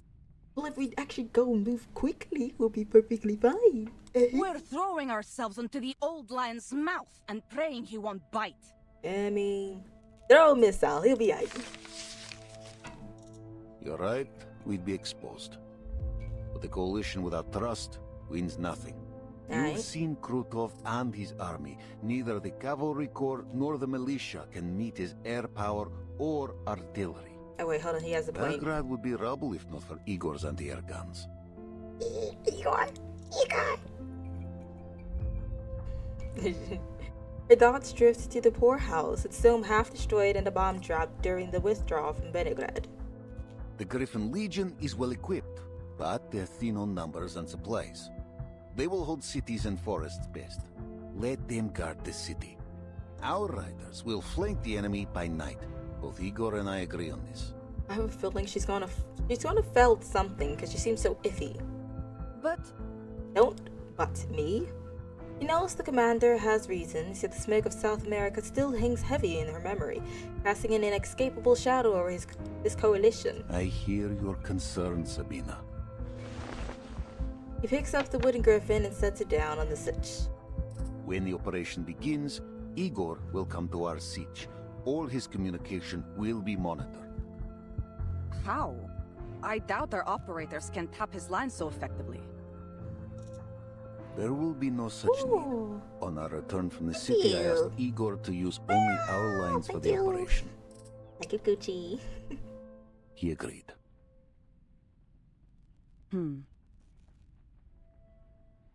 Zenova nods hesitantly. I see. Still, I'll be keeping an eye on him. Your scrutiny is welcome, Colonel Sternova. The rebel leader enters the tent, his presence tightening the already frayed nerves of the chief of staff. Under Sternova's piercing gaze, he places the document on the table. What's this? Paper. Let me stop. All the information I have on Krutov. His background, academic record, military experience, psychological profile, and a registered list of his arcane skills. So wait, like this is just free information? You could just pull this up conveniently? Okay, sure, I guess. The information comes like rain upon a desert. Such clear proof of good faith silences Sternova's worries. He silently agrees to allow the collaboration to continue. This is the second time. Spasiba. We know little of Krutov. I'll be sure to read this before we begin. I have a feeling it's going to be very different. Under the high noon sun, blurred shadows fall across the canvas wall of the tent. Huh? Who's that gathering outside? Oh dear God. I saw some officers discussing something in camp. It may be them. I have a bad feeling about this. Let us hear what they have to say, Sabina. Hey. Cook. This is... Please cook with some heat, though. Just as Igor predicted, there is a group of officers standing outside the tent. Their hands rest along the seams of their trousers, their faces, each wearing a complicated, cautious expression. Why are you out here jabbering when you should be making preparations? Oh, they're gonna ditch them. The leader of the 5th Regiment takes a small step forward and delivers a textbook salute. Commander, I am here to make a request of you. On behalf of the men, sir. I am being called the goat. Wow. I'm listening. Okay, here we go. Am I right or am I wrong? Is this a good thing or a bad thing? He draws a deep breath. The goatee upon his chin triples slightly. As you know, many of our comrades have homes nearby, families. We formally request a half-day's leave to visit them. Oh, you know, actually that's not as bad as I was I expecting. swear to you, sir, not a single rider will shirk their duties. We are Cossacks, true, ready to shed blood on the battlefield. We were born soldiers of the steppe, just as our fathers were, and theirs before them. Like, I hear him talking, but what about the other guys? Like, are they gonna be like, yeah, just Just let us go home for a quick second. We know that not all of us will live to see the rising of the sun tomorrow. So if we have a chance to see our loved ones... He clenches his teeth, facing the commander. The speech he prepared seems to have slipped from his mind, but he simply remained silent. After all, the most important request has already been made. Dot dot dot. The commander clasps his hands behind his back, his gaze sweeping over the rows of Cossack military caps. The soldiers follow his eyes. No one dares break the silence. Then he waves a hand. A half day. No more. Go see your families. I don't know. I feel like this is a good idea because who knows what'll happen, but at the same time, this is a bad idea because, you know, who knows what will happen? What if we get attacked again? Then we won't have any men in arms. A bittersweet cheer erupts from the soldiers. The feeling spreads quickly throughout the camp. The other soldiers soon learning of the commander's answer from the rising fervor. Anyone who fails to return to the siege before nightfall will be branded a deserter. Do I make myself clear? Just so you know, we take out deserters. The cavalrymen disperse to the tune of "Yes, sir," and "Thank you, sir." The commander lets out a long sigh and meets Ternova's eyes. Will you be paying a visit to Tamarvka? No. Nailed it. I had a feeling. No. He shakes his head. There is much to prepare. Come. Let us return to it. Alright. Commander sets a pile of blank letter paper on the table and pushes it towards Stenova. Read, my child. Pass these papers to any soldier not going home. Tell them to write a letter if they wish. Oh, he's gonna send them to their families. Stenova's gaze darkens. She glances at the commander, to Igor, and back again. Then at last she nods. She gathers the paper, turns and leaves the makeshift meeting room. Why is she always glaring at Igor? What did he do? Besides, not the wisest choice. A lot of Sending things. them home just before a major operation. Their families will plead for them to stay. And in fact will, but alas. But they will return. All of them. You share their blood, Igor. You should know this. And the Cossack will do anything to protect their home and family. The embrace of those they fight to protect will only sharpen their resolve. And in fact, and will. The commander pours himself and his temporary ally a cup of dark tea spiced with pepper. Maybe you think you know them, but they know little of you, and even less about what Xena expects of them. I have to know, like, what type of pepper? But I have to know what type of pepper. Like, is it a jalapeno pepper or a habanero pepper, or like, what type of pepper is this that you speak about? They will be sent to other battlefields, away from their homes. Their homesickness will be a liability. They knew what service meant when they enlisted. Though I cannot say if they are truly ready to leave their homeland behind. Homeland. Every war is fought on someone's home, yet its name is used to forge the young into unbreakable soldiers. It seems you still understand this. But tell me, Ivan, why don't you go to Tomarovka? The road should still be safe. But did they want him there? That's the question. Ivan lifts his cup and takes a sip. Or is it that the dawn of this era is no home to you? Are you afraid to tell your soldiers the truth? Maybe. The commander adjusts the collar of his uniform, searching for a way to change the subject. I don't answer to you anymore, Igor. In fact, you're one of mine now. Oh. You should join them. Ooh, hold on. Oh, how the turns have tabled. Join them? What do you mean? You imagine him dancing Write around a bonfire. To your loved ones. Okay, that turned dark. Does he have any loved ones left? That unexpected proposal renders Igor silent. Krutov bears a grudge against you. It is clear. If we fail, he will show you no mercy. So, anyone to bid farewell to? Or is this era truly just a fleeting whim to you? Igor drinks the hot tea in one gulp. Okay, golly gee. He rises and pulls on his coat. So, like, what is his throat made out of? Because apparently it's not made out of human flesh. He just seen the steam in his cup and was like, you know what? Actually, that looks very tasty. Let me just gulp, swallow the thing. He would be the type of person to boil water and drink it straight from the pot after it actually starts coming to a boil. Like, he's built different. I'll leave you to your work.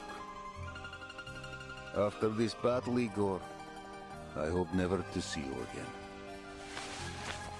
Taking a few sheets of letter paper from the commander's desk, Igor steps out of the tent. The commander remains standing, as if waiting for something to arrive. Soon the radio linked to headquarters chirps its alarming tone as expected. Oh, dear God.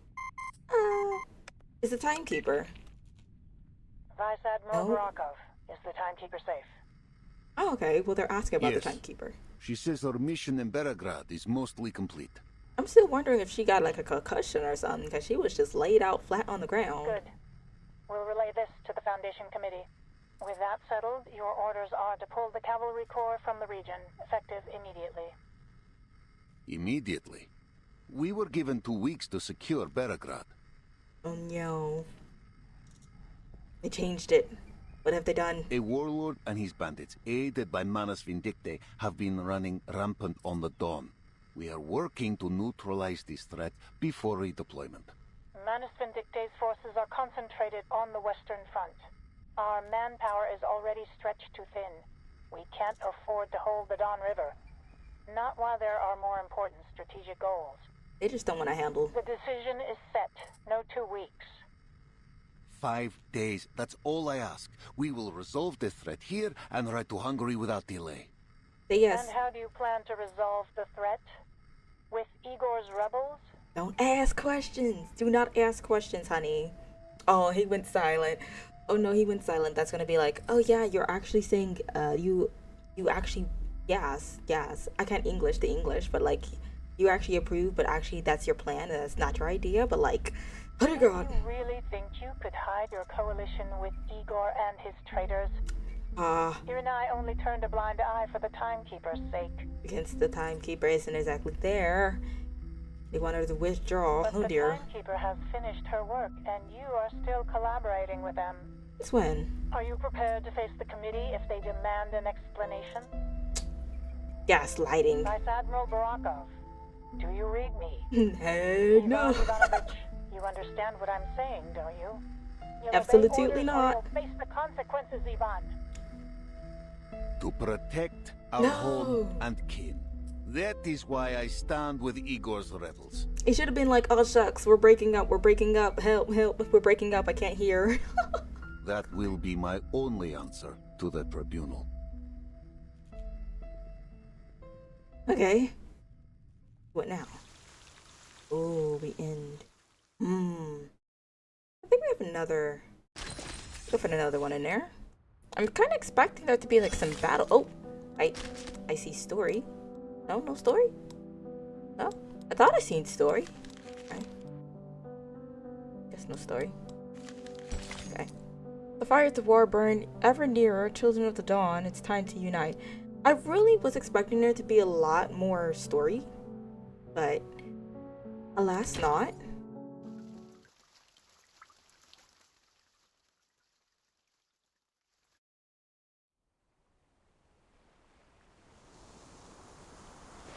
Donetta steps outside, looking out over the endless grassland into the sky beyond. The afternoon wind rushes from across the steppe, carrying an unseasonable dryness. Dirt. It gently rustles through her hair, the weariness from her relentless schedule, the weight of the coming war, the tension she bears from her responsibilities are for a brief moment faintly eased. Greetings, Miss Sonata. You see, there's water around here. I would have got jump scared, slipped, and then face first into a pile of mud with the water just seeping through my socks. Mr. Igor. Good evening. Their greeting is awkward, yet it doesn't stop the tough old admiral from leaning against a tree not far away. Gently closes his eyes as if listening for something. How long has he been standing there? Donetta swallows the question before it reaches her lips. What are you doing out here? I'm just chilling, enjoying the gentle breeze. There is a sound as the wind brushes over the grasslands. I find it eases my mind. No, because it actually does, which is why I'm like very much like salty. That are like, oh, we're gonna find you if your grass is over an inch tall. But it's like, you gotta understand, when you tall grass. I don't know if you ever had like that one feeling you're just like, you know what? I feel like listening to some ASMR, just like rushing water and like, you know, something chill. Like that right there is what grass in the wind be giving. You know? Zanetta focuses in on the same sound. At the remote, she resumes her question. It's different. You're here for the timekeeper. Is that right? You never said that. Is she still resting? What she saw in the Amber Room must have impacted her greatly. Maybe. Aware of the old man's special status, Zanetta tightens her grip on the wand hidden behind her back. You're not beating him in a one-on-one. I'm not gonna lie. I only want to have a word with you. Nothing more. Everyone is so iffy of Igor. I would be welcoming him with open arms. I would be wrong for that, but I would be welcoming him with open arms. We are on the same side. Footsteps crunch through the dirt behind them. For the time being, yes. Until Krutov is defeated. Vertin just came up. I owe you an apology, leaving you in the Amber Room for so long. My troops needed their leader when Krutov attacked. Think nothing of it. I was prepared for the risks. Besides, Zanetta and Marsh were there to help me. What did you see there, in the room? Memories. An overt question. A fear older than memory floods her vision. After a few deep breaths, reason slowly returns. Oh. Experiment. I felt like I'd been put into some kind of experiment. But it wasn't me. It was Erd. They ran the experiment over and over, each time Erd suffering immense pain. It all seemed designed to transform her into someone else. I saw other things too. But they were blurry and fragmented. The video clips. Then they didn't take their devices with them when they evacuated after all. No. Whatever I saw wasn't footage. I have to enter the Amber Room once more to make sense of what I saw. Well, she's not gonna enjoy the fact of the matter that they want to evacuate the entire place. Igor falls silent for a moment, then shakes his head. I advise against it. There are still skirmishes being fought in the city. No one can guarantee the church will stay safe for long. We ain't worrying about Corps that. is preparing for a surprise assault tonight. Lieutenant Lilia is in the field trying to locate and destroy the Manus' rights. Your assistant will be your only protection. Okay, I guess that's fair enough. You are too important, Timekeeper. If your presence in Beargut were exposed, the Manus will throw everything they have into capturing you. I cannot afford to let anything jeopardize our battle plan. You must stay hidden from the enemy until it is safe. Then I'll say something. Miss Zanetta, I don't question your capability and devotion, but Beargut is a potential battlefield. It's too dangerous. Good point. Yes. I'll be sure to return to the Amber Room, only after you've defeated Krutov. However long that'll be. It will be done soon. A soldier came to me earlier today. Okay. He seemed to think a Foundation member would have a higher chance of surviving the battle, and asked me to deliver a letter to his brother on the Western Front. What about you, Mr. Igor? Did you write anything? Oh, did he? Igor lets out a sigh so faint it almost goes unnoticed. But he's trying to conceal something. He doesn't have anyone to write to. I know someone who would be deeply upset were you to die here. She intends to end your life with her own hands. Lilia. Igor rubs his temples and gives a helpless smile. Lopera. Does the Foundation still keep her? You could say that. She isn't allowed to return to her position as a soldier yet. Not until Zeno's review is finished. Igor nods, signaling he wants to hear more. She's made somewhat of a life for herself at the Foundation. Made friends, and got into some trouble. They've assigned her an instructor to work on her dice game obsession. Let her be obsessed with something great. Vera. So typical of her. Great. There's something I'd like to know, too. Ask away. You. Commander Ivan invited me to his home in Tamarovka for a lunch. Okay. A lady hosted us. His mother? He introduced her as his mother, but something seemed off. She is indeed Ivan's mother. Okay. But not Then from this era. Did Commander Ivan request shelter for her from the storm? Yes. A request made not long after their reunion. Which probably was denied because reasons the Foundation won't disclose. Igor folds his arms across his chest, frowning.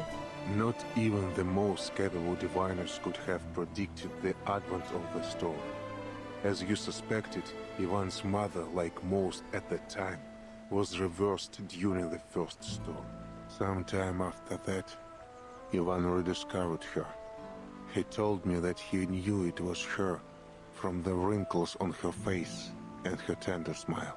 He was certain that, by some miracle, his mother had survived the storm and returned to him. Sort of. An improbable scenario, don't you think, Timekeeper? No. Not a familiar coincidence. One day, I'll uncover the truth about the storm. For everyone's sake. For my mother. Igor doesn't answer. Instead, he fixes his gaze on the rolling waves of grass. Poor BB. Alright, come get your daughter. Them trees are like leaning. Night falls over the steppe. Amid the chaos of pounding hooves and shouting voices, Sternova lifts the tent flat. Oh, tell me it's good Colonel news. Sternova, is the Corps prepared to ride out soon? Yes, our forces are assembled. We're ready to go. I was expecting her to be like, why are you in here? As for the Griffins, 3 of their air defense squads have been stationed in Berigrad, while the rest are heading to Besakagoria, the mountain north of the city. Besakagoria. Okay, I'm not even gonna try. You heard her say it, people. You heard her. Is Igor marching with his army? Probably. No. Oh? Both Igor and Commander Ivan will stay at the command post in the siege. I'm Okay. here to check on you at Lieutenant Lilia's request. She said you're good at slipping away and making people worry. You ain't wrong. The nettle suppresses a laugh between definitely steering the conversation elsewhere. 3 squads. That's all the city has for air defense? That and through the it. militia. With our reduced numbers and the danger of street battles, we have to rely on the support of armed citizens. Oof. Outside the tent, the agitation has only continued to build. The commander's orders ring out. I've lost in the swelling noise. Timekeeper, for your own sake, I suggest you leave the dawn. Or at least make sure you bunker down someplace safe. I'll take my leave of you now. Commander Ivan is about to rally the troops. Here we go. Alright, people with flames, let's set everything on fire.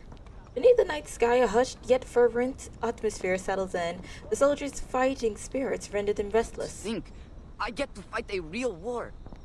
Boże, my hands won't stop shaking. Oh, I guess I'll lay waste to humans. That Keep doesn't your sound head right. on straight, you Durak, or you'll get yourself killed. There's nothing romantic about war. He's speaking the I truth. fought alongside many soldiers like you, dreaming of glory, victory, and the praise of our people when we returned home. Only to never return. But I returned alone. The rest died on some god-forsaken battlefield, along with their dreams of glory. I visited their graves before I left. Hope their spirits are with me. And this, it's like you get hit with depression and darkness, and you're like, oh shucks, that's kind of dark and that's kind of depressing, and you're like, okay, yeah. And then they find a way to make it even more darker and depressing. Like, goodness me, I guess the first one wasn't enough. I went home to see my girl.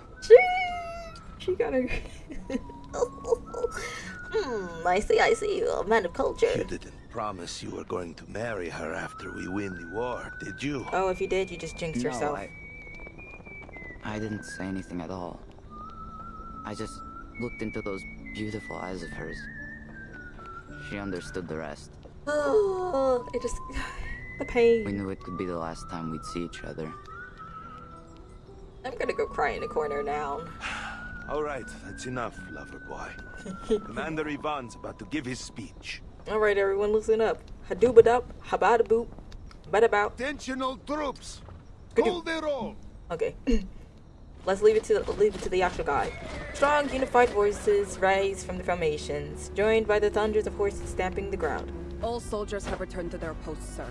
Jeez. I knew there were no cowards in the Corps. I expected nothing less. The music is cooking. Hold on. Listen, riders. You've seen the ruin Krutov and his bandits have wrought. You've seen those black-hearted cowards burn Cossack homes and kill our king. Yeah.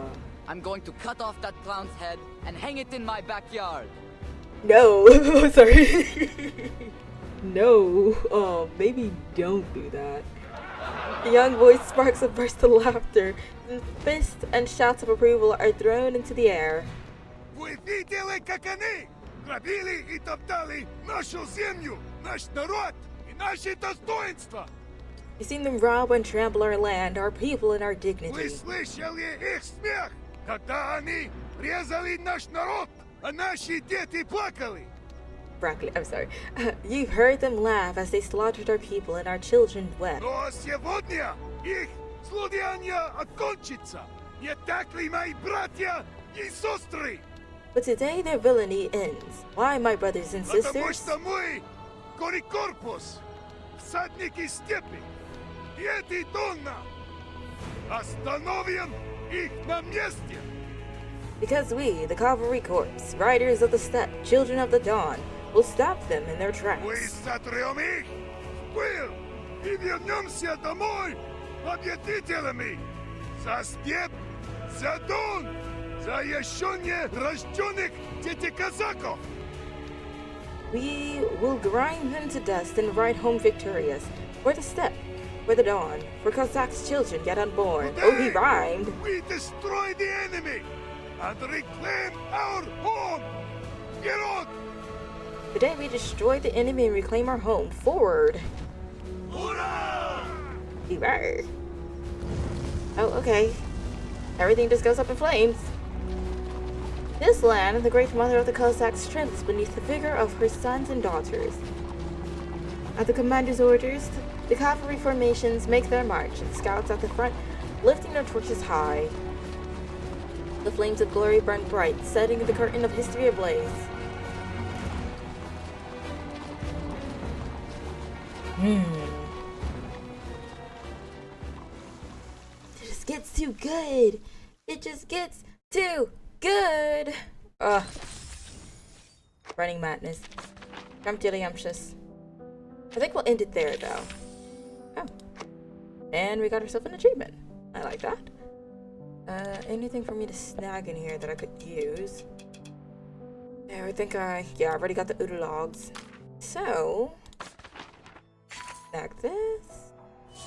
Lovely. And then I guess, I don't know if I want to go for Medea first.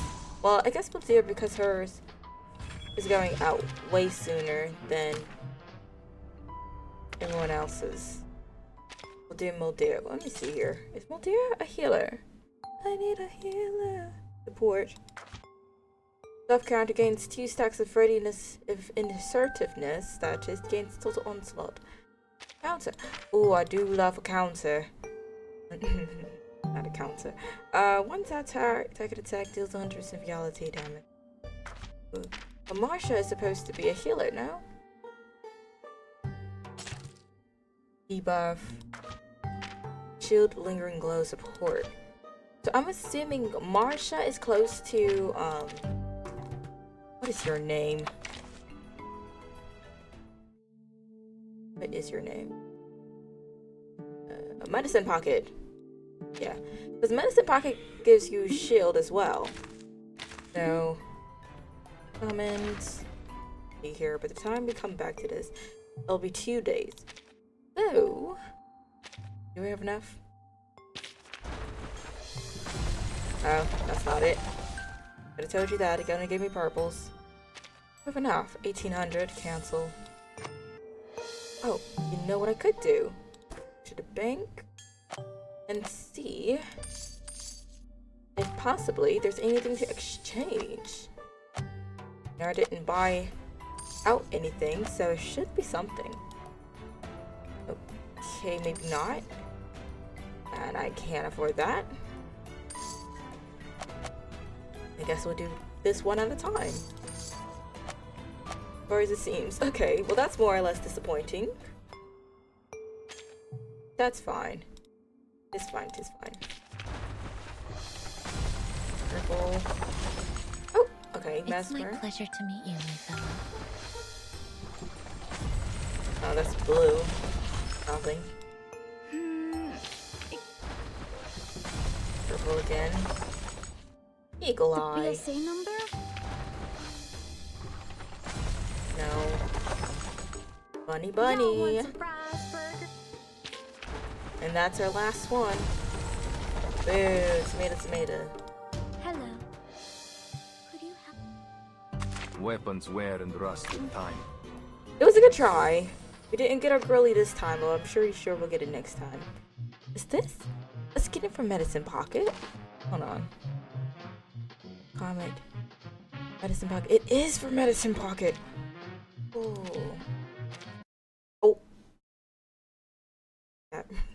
That opened a random tab. Oops. Okay. Well, we're gonna call it quits for that moment. I don't think it's too much more for us to do. What's this? The new story. They're holding position at the outskirts of the city. It's almost like Igor is waiting for us there.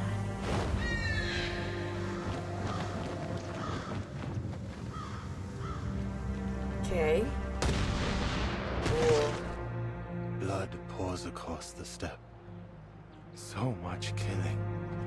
Haven't you had enough?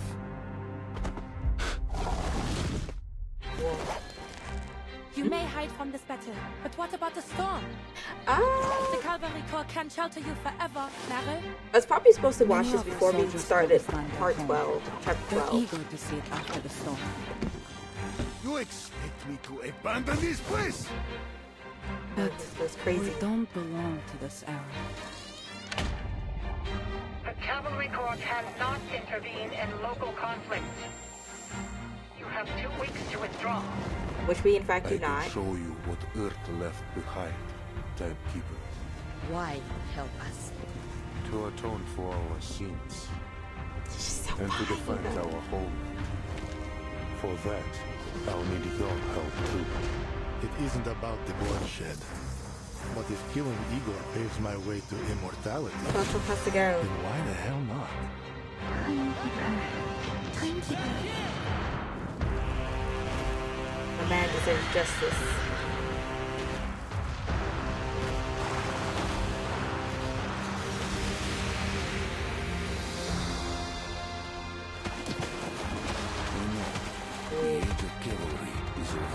The rending of that water was just crunchy, crispy. But we can still fight. It's giving Final Fantasy. To defend the ones we love and the future. We appreciate the eye shots. The campaign's tale. Hey. Lilia just chilling on her little missile broomstick like, oh yeah. By the way, just so you know, it can all go kaplowy kabloom. So this is for Mildia. 8-bit arcade remix. This is horseback riding volley outside the ancient.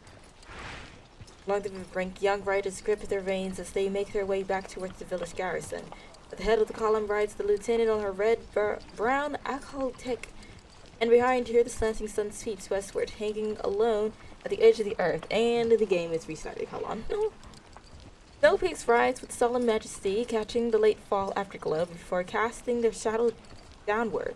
The horsemen ride through the ancient dusk, winding their way back for the garrison. The luck has run thin today. Several soldiers lost their way, and the rendezvous has been set an hour late to give them time to rejoin the column. Out of consideration for her new recruits, young soldiers newly arrived to this unfamiliar land, she holds out just a little longer. On her fortune's turn, as Lieutenant Muldeer prepares to send riders out to search her, her stragglers finally appear on the hillside, overdue but unharmed. Pick it up. We need to be back before nightfall. Is everyone accounted for? She lifts the reins, and her horse rises before breaking into a few quick strides, circling back along the flank of the column towards the rear. 6, 7, 8. She counts each rider, making certain each man and mount match. No soldier left behind, and no horse allowed to lose its way home. Yoda, what are you carrying on those side pouches? She brings her horse to a halt beside one of the soldiers, turns the mount and rides step with the young soldier, pointing to the crude burlap pouches hanging from his saddle. Picked up a few fine catches this afternoon. Nothing beats hunting at this time of the year. The soldier loosens the pouches and proudly shows his treasures to his commanding officer. Be prepared. We could be set to the front lines any time. Yeah, I'm inching to go. Young soldier laughs, glancing back at his comrades. We've been waiting for it. This is how all young men should live, on horseback, rifle in hand, carving out glorious legends on the battlefield. That's maybe not exactly it, but okay.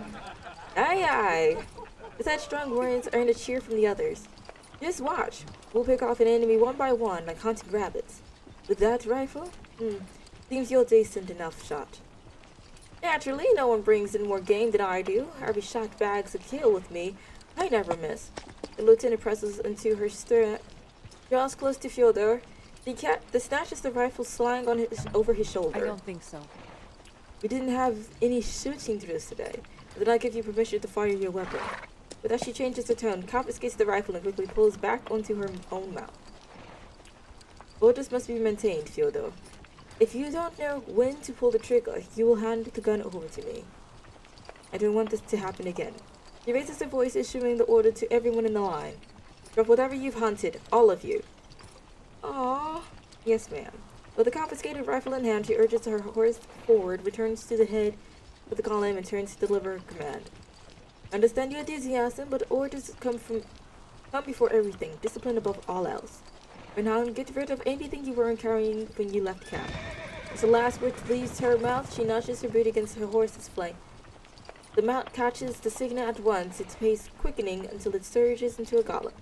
She grips the reins with both hands and leans forward, rising and falling like a wave in the time with the alcoholic gallop. Keep up. Riding at the front, the lieutenant leans into the wind and glances back.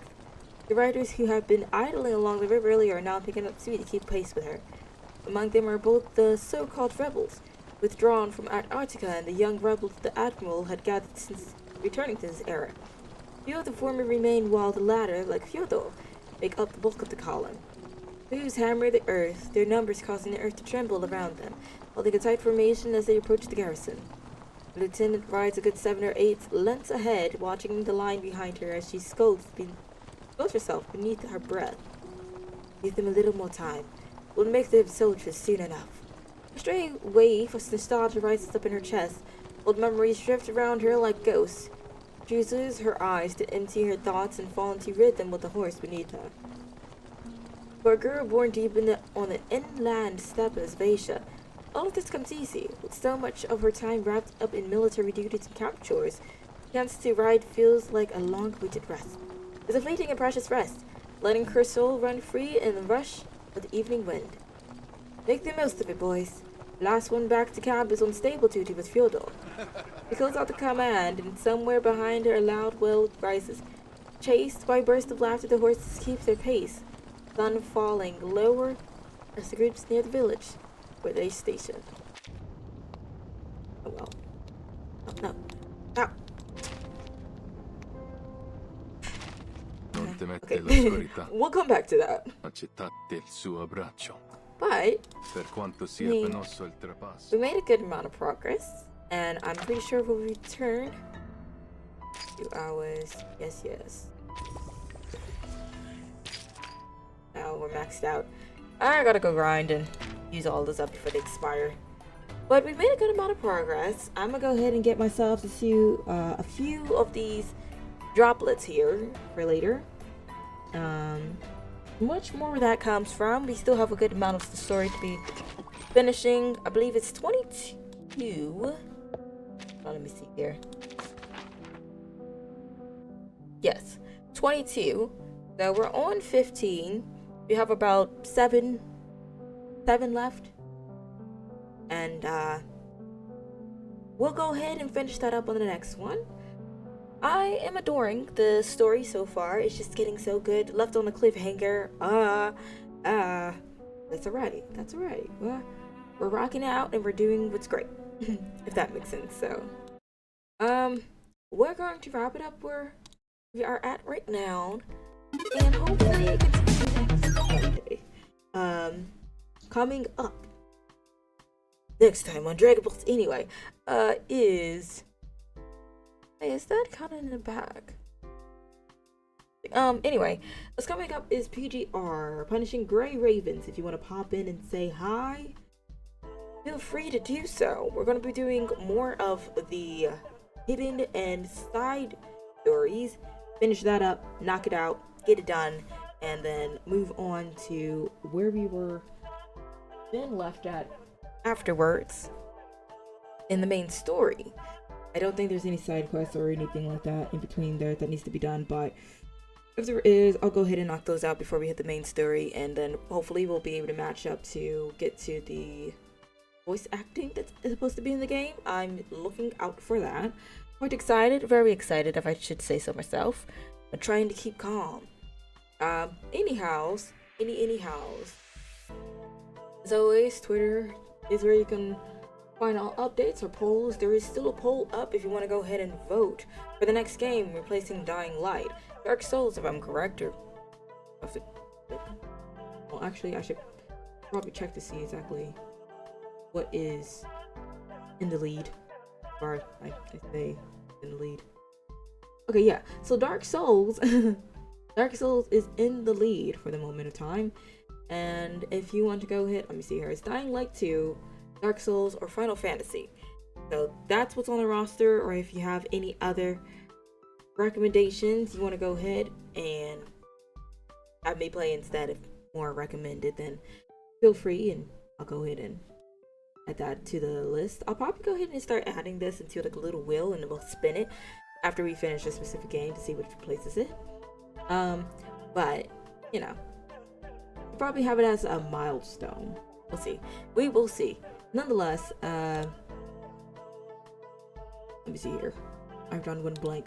Anyway, YouTube is where you can find all miscellaneous videos or VODs like these that's going to be up on there, along with live streams, TikTok and Twitch. You can join in the live streams and pop in and say hi, or you know, you don't have to stick around, but we appreciate you nonetheless. Instagram's for all art and animation related projects. I'm not as active as I should, but hopefully sooner or later I will be. We shall see. I am working on it. Bear with me in my slow, procrastinative self. I'm still trying to get into the flow of things again, and I keep saying that, but once you make a habit of something, it really is hard to kind of go out of it and do something different. Nonetheless, thank you all who decided to join in. I hope y'all have a wonderful night, and hope to see you tomorrow for some Punishing Gray Ravens. Y'all have a good night.